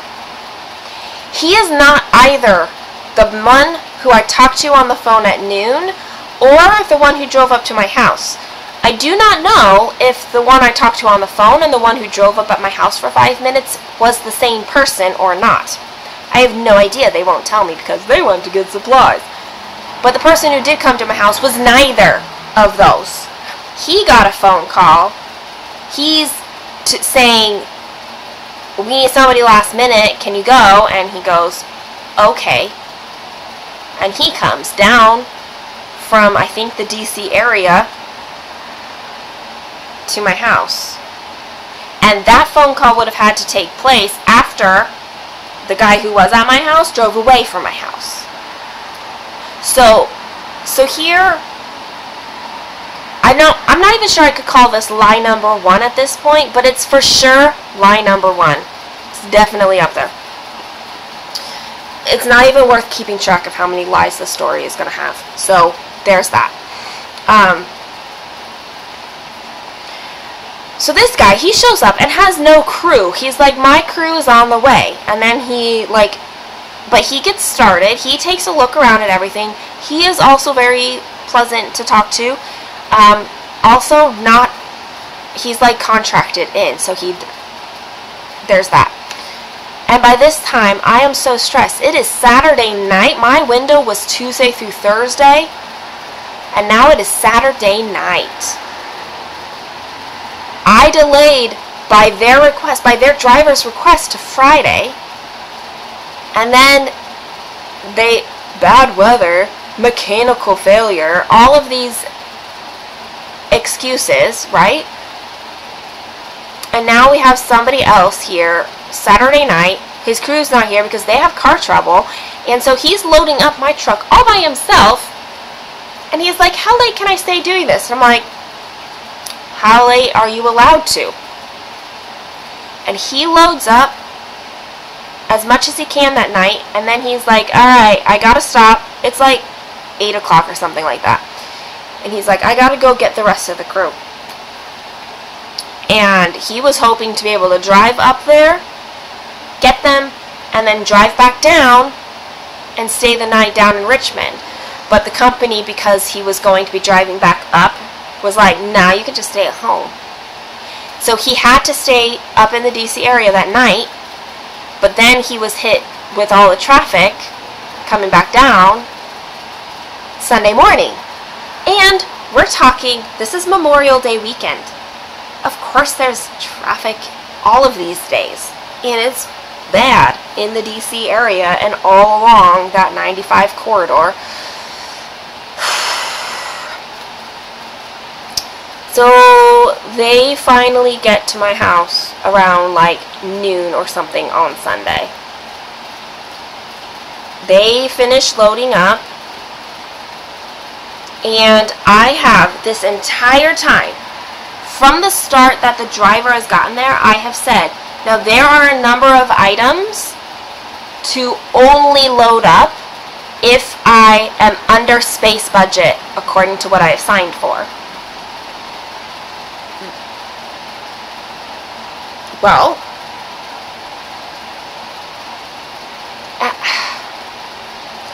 I'm not going to say I was not a smart person, because I have, at this point, I was under a lot of stress.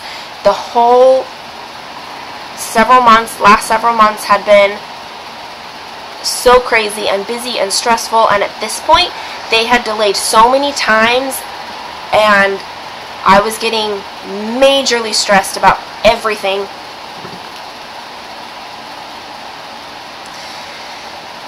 I guess they were supposed to give me, like, paperwork, like, here's everything that you have and the condition that they're in, that we loaded up. They didn't do that, so if I had to take them to court, if I had the opportunity to, and I had to prove what they took in their truck, it's almost up to me to prove it, even though they broke their contract by not providing me that paperwork. So, anyway,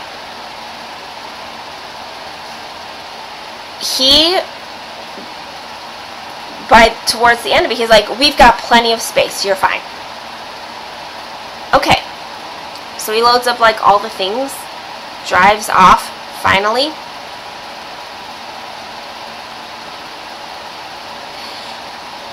And,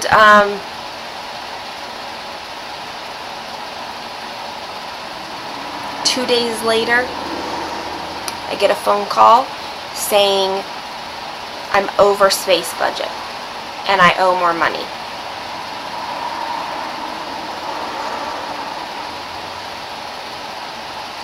And I argue about how much pickup was pushed. When my window was Tuesday through Thursday, I agreed to a Friday. They claim excuses through Saturday, but they lied to me on Saturday. And finally pickup happens and is finalized on Sunday. I was told that I was under budget, and so additional items got loaded in. But now I'm over budget. Now I owe more money.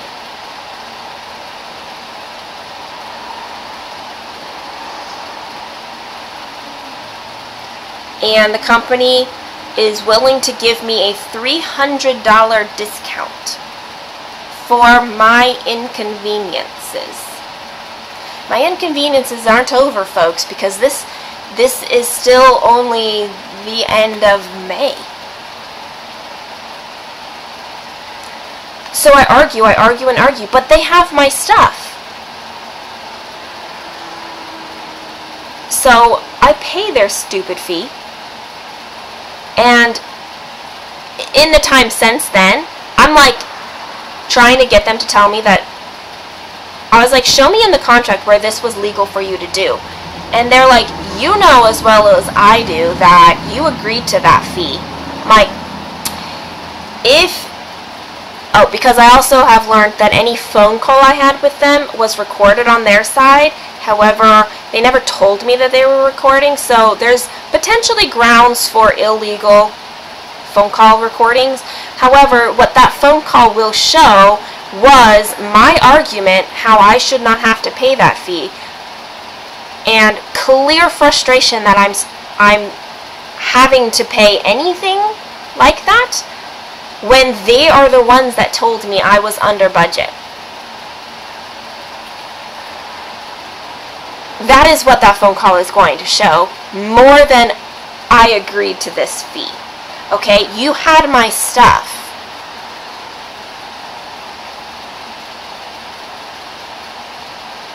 I'm not looking to not pay for what I owe, but I find it absolutely reprehensible that you're going to entrap somebody and force them to pay more by saying that they were under budget, and now you're going to say that they're over budget.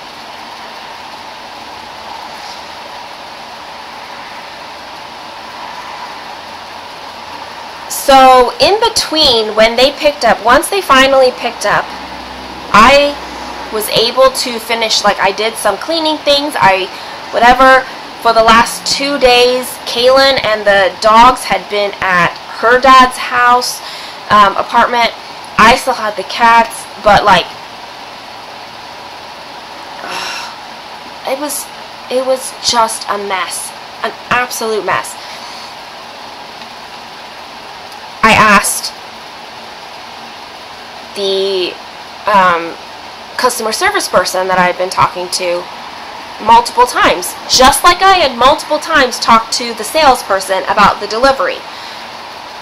3 to 10 days. 3 to 10 days. I was told 3 to 10 days so many times. 3 to 10 days.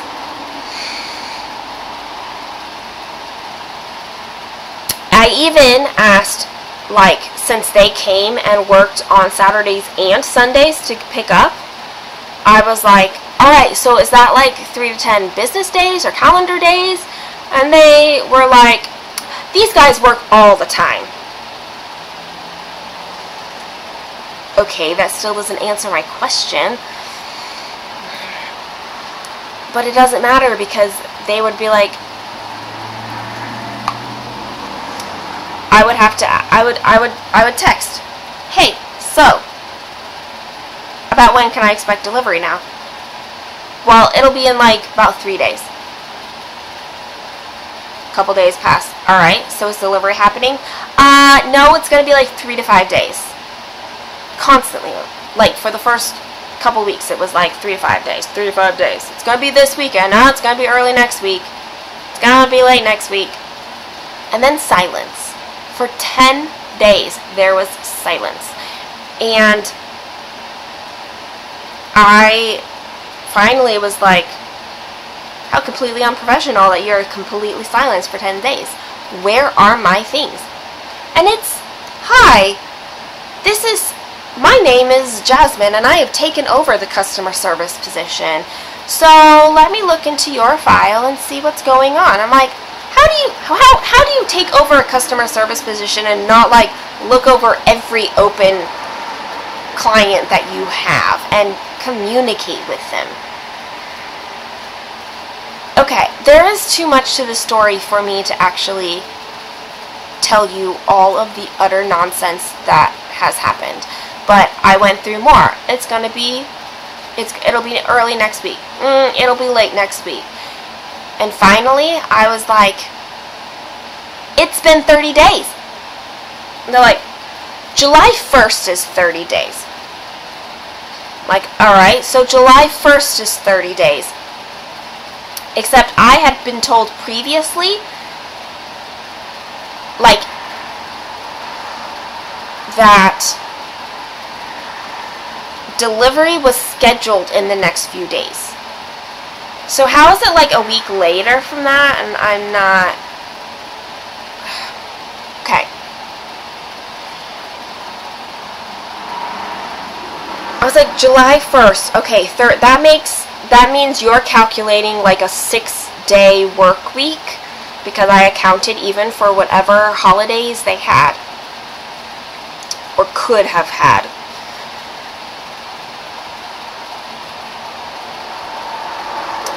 But then we passed July 1st and still I'm pushing back. I'm like, where are my things? We're past 30 days.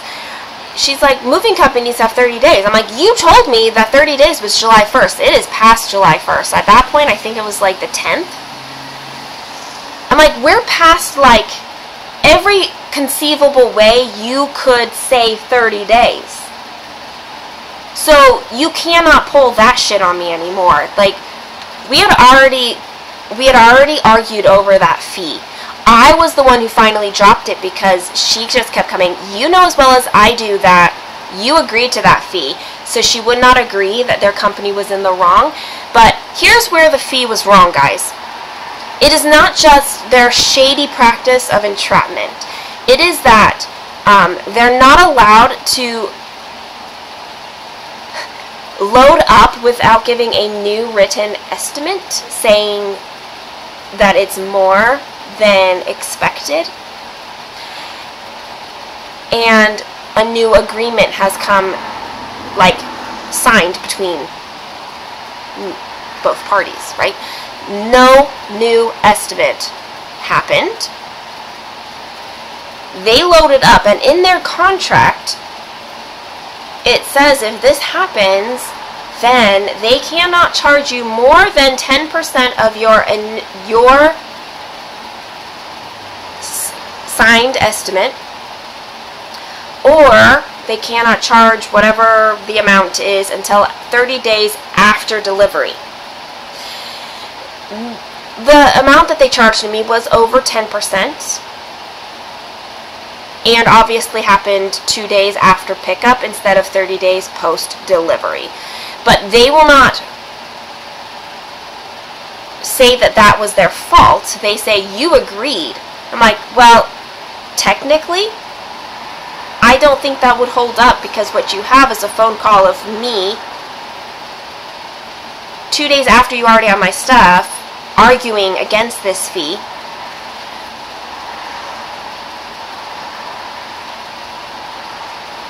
But they won't address how they broke their contract. So finally I was like, you know what, I can argue all of these other things, like how you're over 30 days. According to your own words, you're over 30 days now.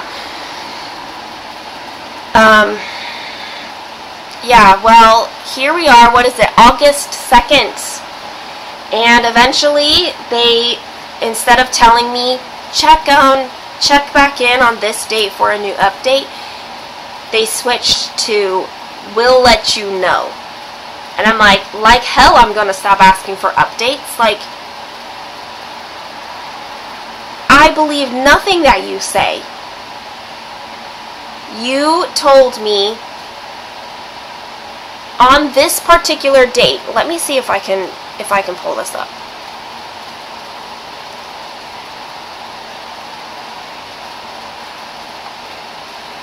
Guys, the entire story is on my Facebook.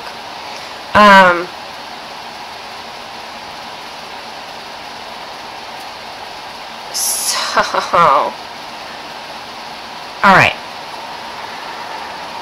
Here's the thing. There was one time they said check in on Monday, and I said, alright, checking in, it's Monday. And then on Tuesday I'm like, checking in because I didn't hear anything yesterday, and I assume you want me to continue to not pursue legal action. I got a response within 15 minutes, guys.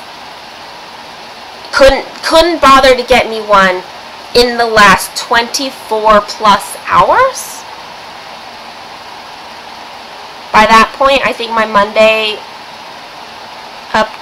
Monday text had been probably 28 hours. Okay? Within 15 minutes, I got a response saying that the truck was in New York at the moment and will let me know when it's en route. And I'm like, I'm asking for updates. But here's the thing. On Thursday, June 20th, they told me delivery was scheduled for Monday or Tuesday, which was June 24th, 25th.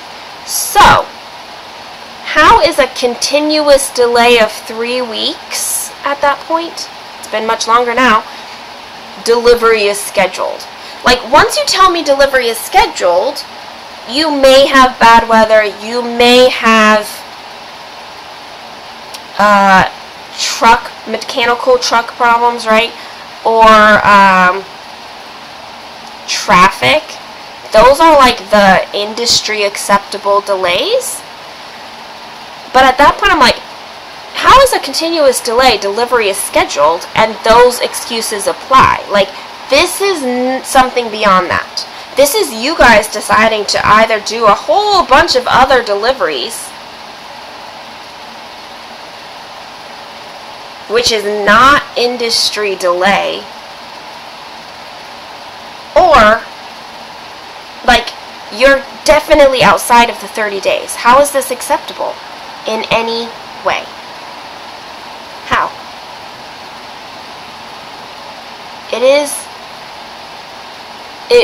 It's been ridiculous things like that. And I'm just like, I don't believe any of your excuses. Like, you can't tell me that for 3 weeks the reason has been unforeseen circumstances, like your truck broke down. Like, I'm sorry, but no, I don't believe it. I know somebody who works for Penske, and they keep their trucks taken care of. Like, there's no way, and that's the trucks that you guys are renting are Penske trucks. Like, there's no way that you ended up with a string of trucks that are all breaking down. You can't claim traffic and bad weather. It's summer. You don't have torrential downpours in this area at this time of year. Like, plus, you guys have already lied to me. You've broken trust completely. This is your company lying to me and thinking that it's okay. And they just keep saying, I'm sorry for any inconvenience. I'll let you know. And like, whatever. I still ask for updates, and they still tell me it's in New York. So this is now the end of the 3rd week that it's in New York with no movement. Can I even trust that it's in New York? No. No. Because how?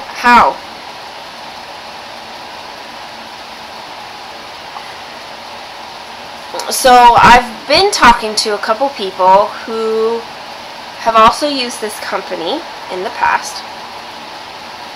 Never received their items like that. There's so many shady stories.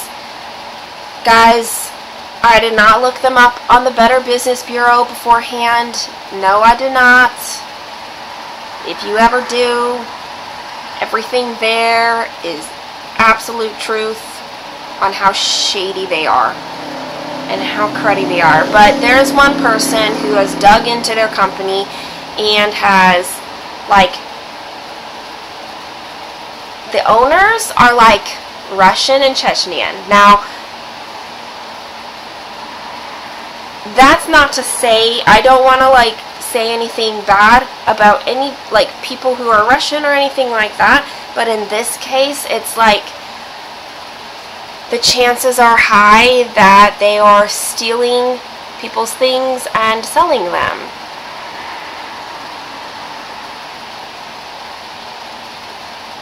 This particular company apparently is only 2 years old. Their website claims differently. Their website claims that they have a location in California and also in Florida, but there are people who have visited both locations, and the businesses that are at those locations have been there for long enough that it is not this moving company's business location.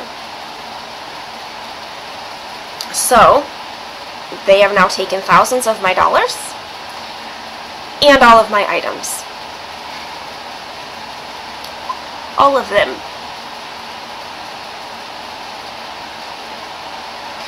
Is there a chance I will see them again? It's still possible. It's still possible.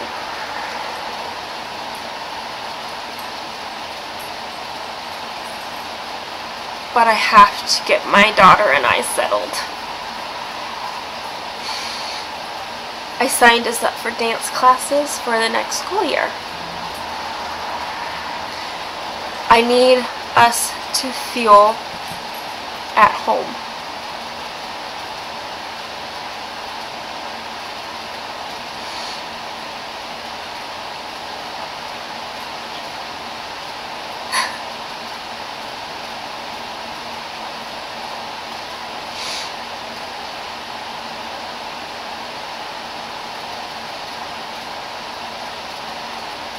And for the last week,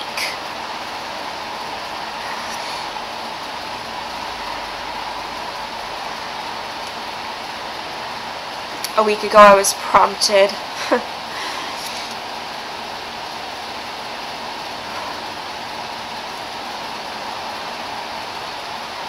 in a conversation. At what point do I say it's time to rebuild?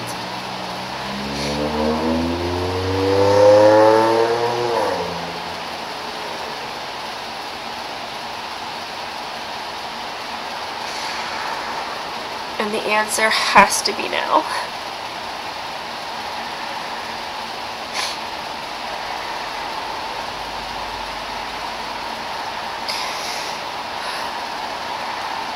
Yesterday, Kaelyn went on her first solo airplane ride to go back to Virginia. She'll be gone for the entire month of August, staying with her dad.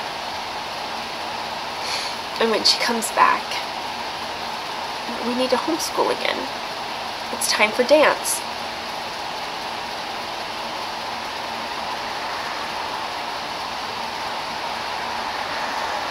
And we own hardly anything now.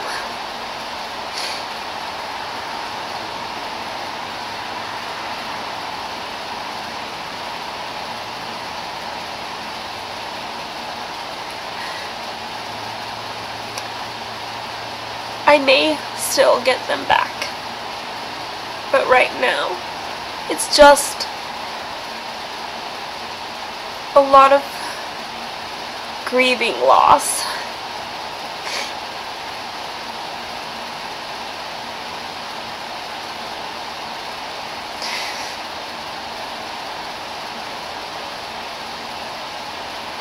I need to make a list of everything that I can recall went on that truck.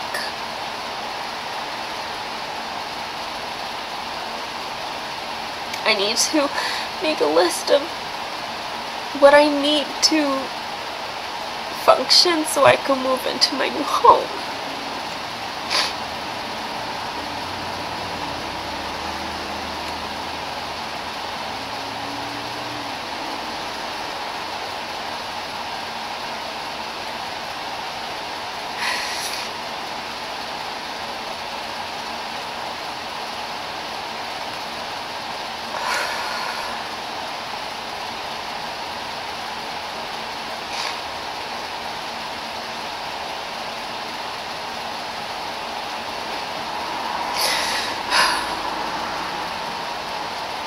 And here's another fun thing. I don't have my medication.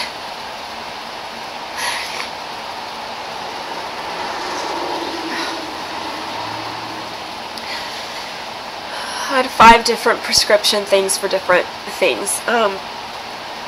2 of them were like as needed things. Oh, actually 3 were as needed for if situations arise. 4. Okay, I only took 1 daily medication, okay? And I had enough for like 2 weeks.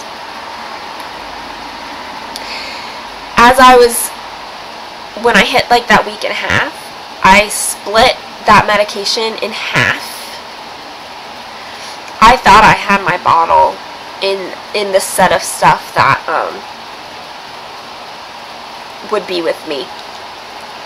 But I didn't, so I only had a small amount. The rest of that bottle is on that stupid truck. It's not even on a truck as far as I know. It's lost. I got my doctor to give me an emergency week. They cannot send a prescription over state lines, so they had to call it into my previous pharmacy, and then through that pharmacy network I was able to get it transferred to a pharmacy near me, and then I split those pills in half so they lasted 2 weeks. And then I just decided it was better for me to not keep going on and off the medication, so now I am just off. I have no more. And that medication kept me very stable, and I don't have it. My tension headache medicine, also, I don't have.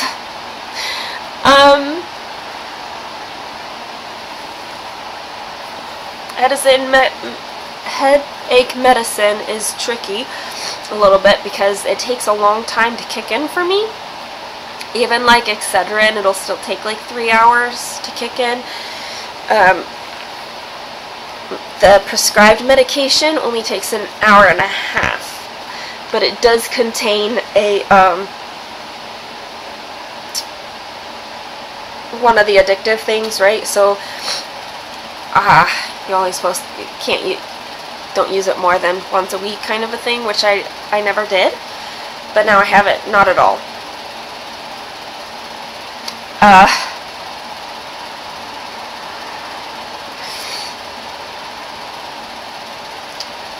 One thing that has helped is my boyfriend does appliance repairs and like some computer like data transfer kind of things when those pop up. And he had a job in Maine, and on his way home he was like, I got a surprise for you. Sometimes he gets tipped. Obviously tips are usually cash, but at this particular job in Maine, it was a dispensary, and in Maine that's legal, and he was given like product, like gummies, CBD gummies, from this dispensary.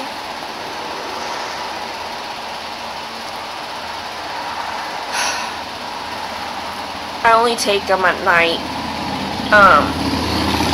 and it's like I have found the amount that lets me sleep. Like anything less than that and it doesn't seem to do a thing for me. And this amount allows me to like sleep. But here, okay, so the animal situation here is I brought my 4 circus crowd, and Steven has 1 cat. And at this point, we've all settled in together. At first, it was super rough.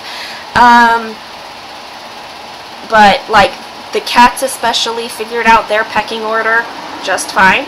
The problem is like when Kaelyn was here, there was just the way lights were on. Kaelyn had a super shifted schedule, and it was weird. Anyway, and so the only way that I could sleep was to like take these the CBD gummies. But then I was asleep. I would still wake up when pets had needs that could not go undone, apparently. Mostly the cats. I would still wake up, but it was a really, really rough wake up. And then, like, it was very hard for me to wake up in the morning until it was, like, out of my system, I guess. So I can utilize those at least, but it is not the same thing. It does not take the place of my daily meds that just like kept me like so stable. So I don't have any of those right now. I don't have my headache medication. And this is fun. This is so much fun. There are days, several days, more days than I could count, when my head doesn't feel attached. And that can lead to like nausea and other things.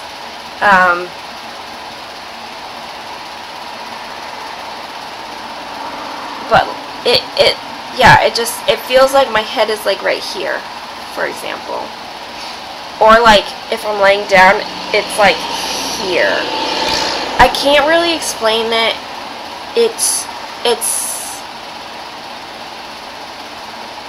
I don't know exactly what it is. It could be like a traumatic stress response that I'm having. A lot. It makes it hard to focus.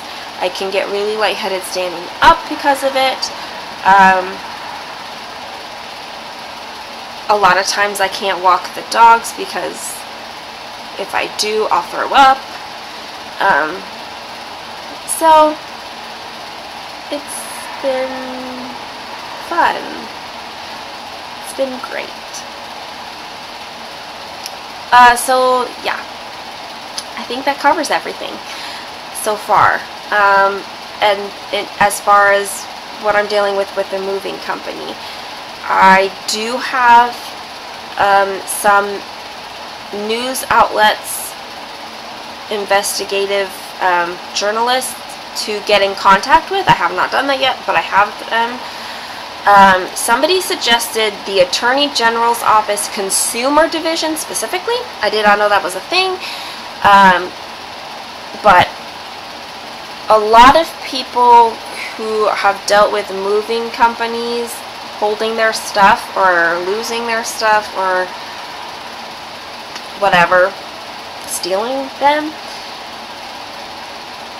they say a lot of lawyers don't want to touch individual cases for moving companies. So there is somebody looking into doing a class action lawsuit. So there's that. Police often, I guess, won't do anything either because they consider it legal, not criminal. However, I do know I have to file a police report once I talk to my insurance company.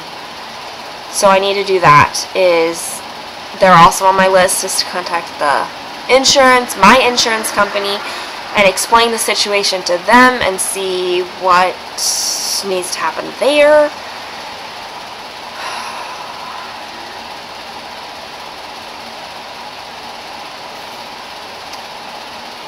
And I have to rebuild.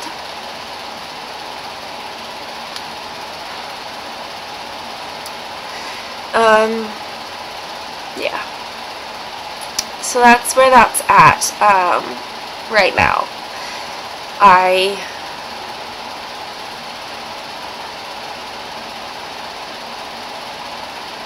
feel like I'm just taking this one day at a time.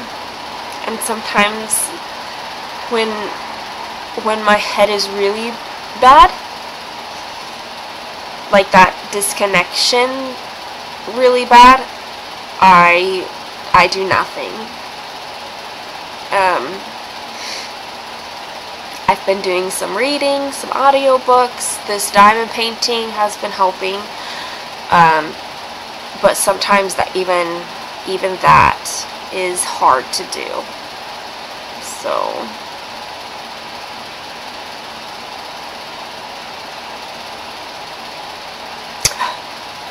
I'm still here. I'm still alive. And that's why I've been absent. I know some of you are only here on YouTube. You don't have Instagram, so you've seen nothing of the little bit that I've posted on Instagram. And a few of you are connected on through Facebook, which is where I have documented the majority of what has been happening this whole time.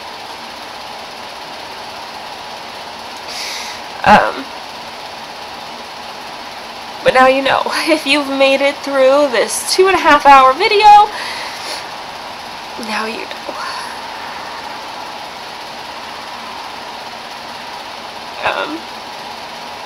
That's where I'm at. My plans going forward.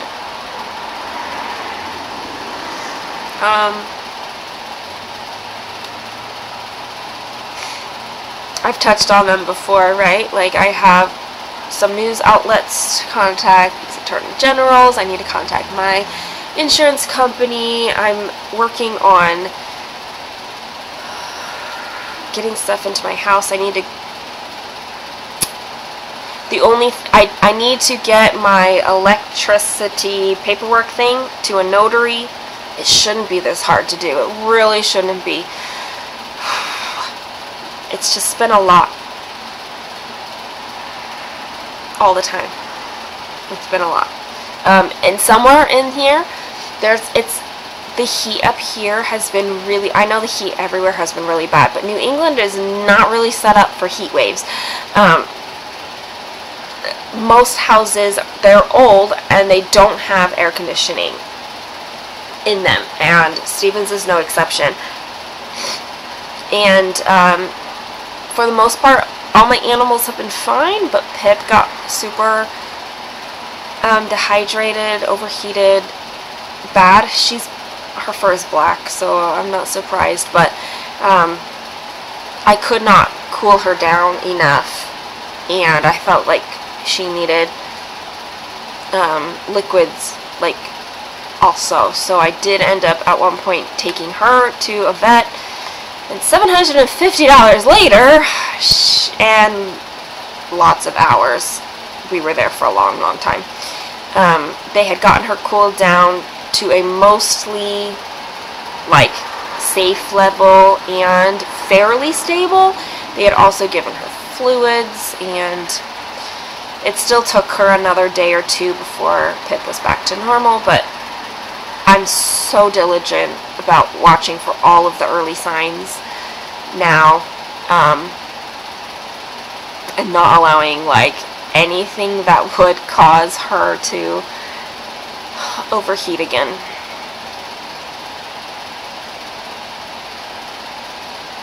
But yeah, it's just been a lot, and so my list of things that I need to do is very overwhelming.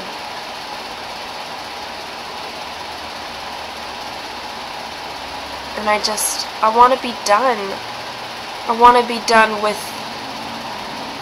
the loss, the reminder of the loss, but I still have a lot of stuff to do before I can call that done, you know? I can't just rebuild. And, like, this new community I'm moving into, guys, I asked on there, my neighbor, one time when I was at the house, I ended up talking to my neighbor, and she told me about a Facebook group for the town and surrounding areas. And ever since I've been on that, like, it's super active and it seems like an incredible area. But I asked on that group, all I asked was for information. I needed to know who the local news outlets were for investigative journaling, and I had a question about P.O. boxes too. About how to get packages from non-post office to get delivered through a post office. Like, I needed that to happen because I don't have a mailbox apparently, and also I'm not there every day. It's a long drive, right? And it's not yet livable. Anyway, that's all the information I asked, and I gave like a super brief summary of basically like why I was looking for investigative journalists. I was like, basically the moving company has had my stuff for 2 months and I don't know that I'm ever going to see it again.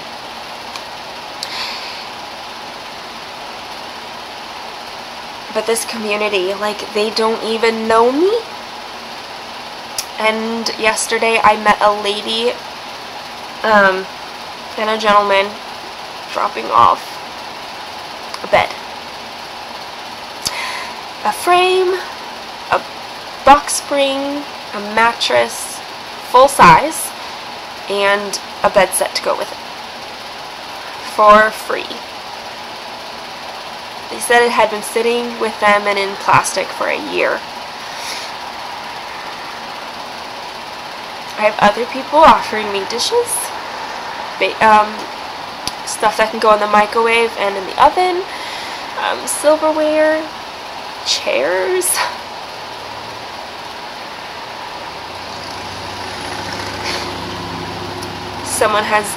My neighbor said if I posted in the group looking for someone to come, like,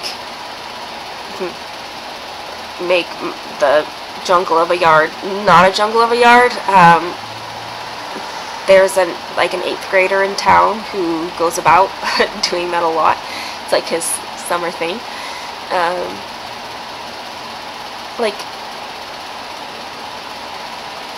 It is so overwhelming to think of everything. Like, everything as a whole feels, it's still nebulous. It feels big, but it's still nebulous. And then you go into the details. Okay, what do you need to live in this house? You need a place for you and your daughter to sleep. And you need dishes to eat off of. You need a knife and a cutting board. And then you start going into what you don't have. Maybe not the necessities.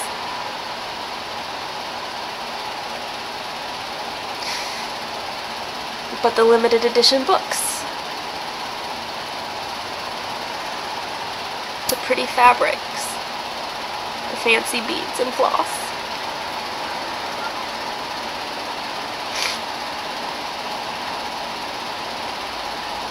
My treasure hunt bookshelf.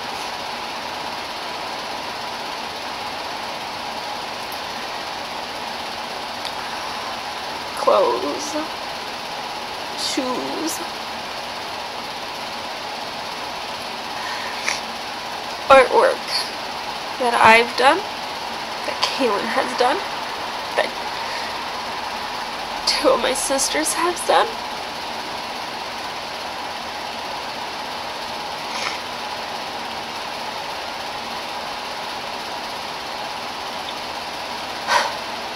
My piano.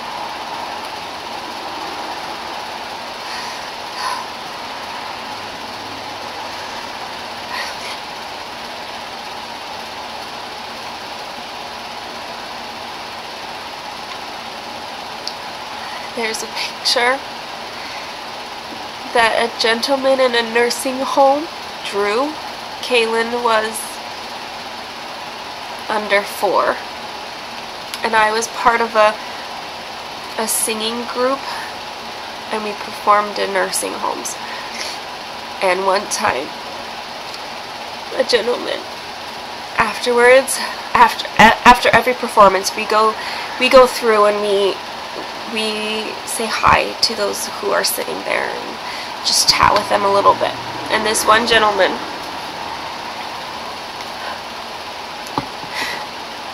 he gives me this paper that he has drawn Kaelyn and I,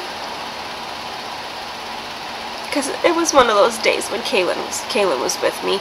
It was a performance close to my home, and it didn't make sense to take her somewhere else.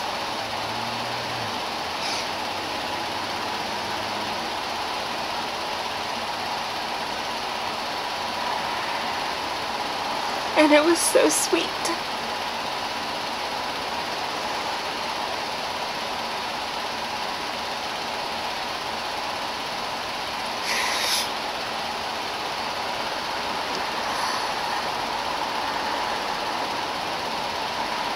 There's other gifts from many of you.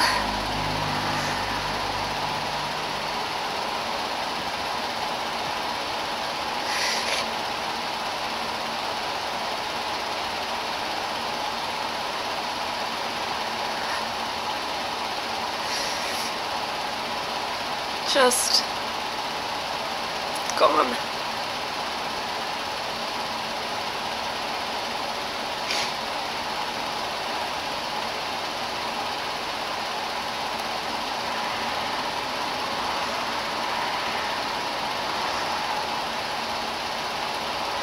And it's hard when something specific comes to mind. It's easier to deal with the nebulous everything than it is the specific.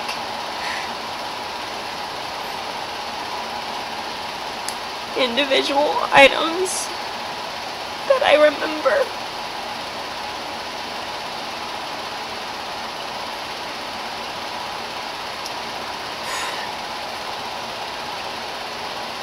It's hard. Really, really hard. So,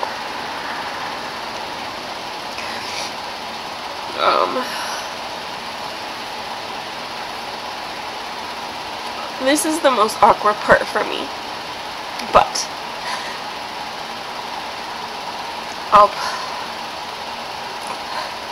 so many of you have asked for this, so, and not just here, but like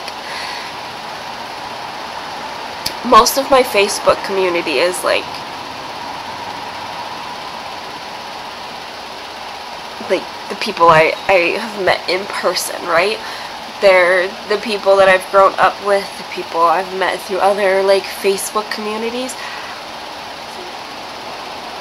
And they've been asking me to put together a wish list of items that I need.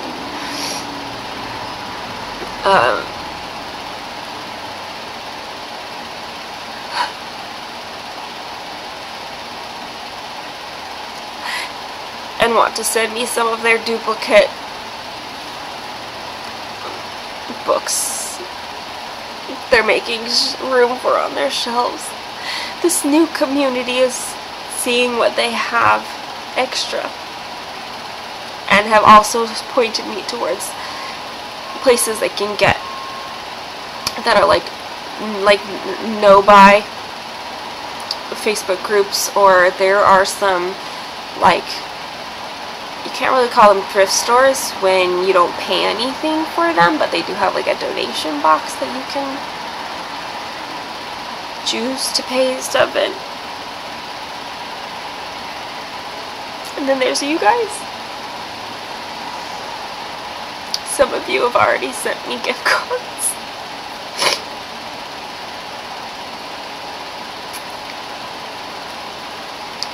Some of you already know that Alara has set up a GoFundMe.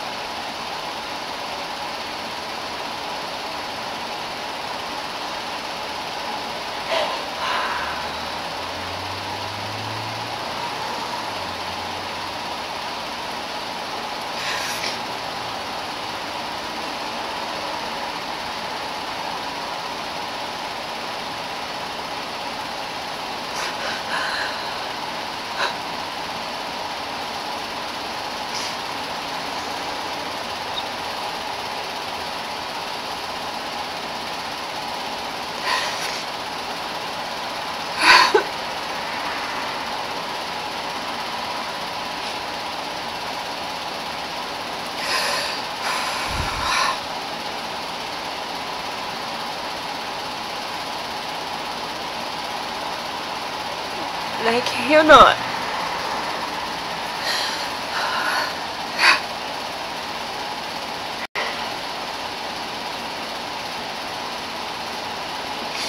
I cannot put into words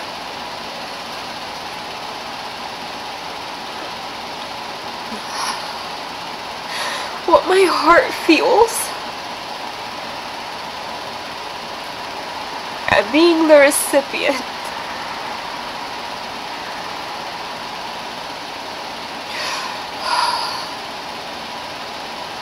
of people wanting to help.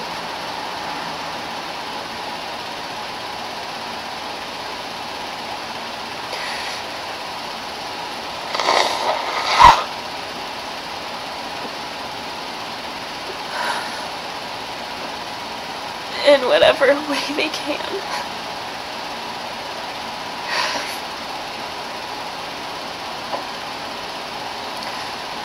So because I know it's being asked, in the description of this video, I will put an email address and my P.O. box information and the GoFundMe link that Alara has put together. I do not yet have like a wish list put together. It's been so overwhelming.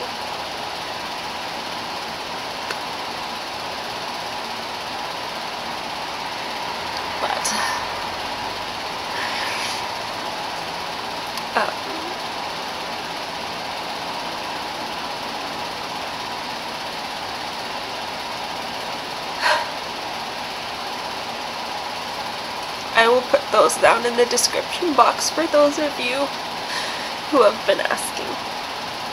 Okay?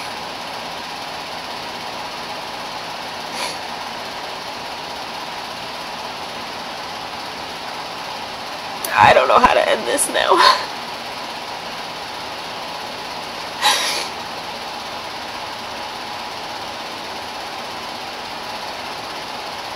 Thank you for spending this time with me.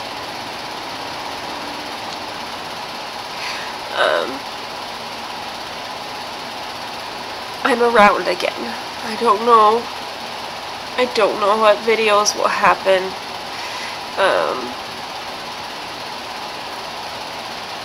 I'd like to share what happens as I develop my new house, but I'm not sure the best way to go about that on this particular channel.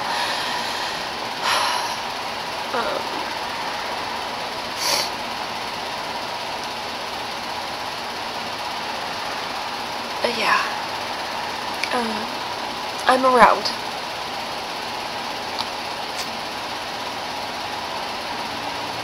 And I love you all so much. I miss you guys a lot.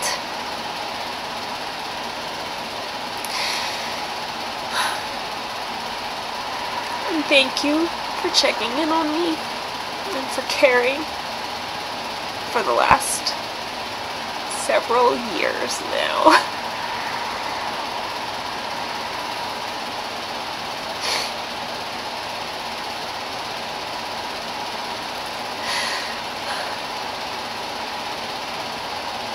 I hope your day is going well, or night, whatever it is. And if it's not, and if it is,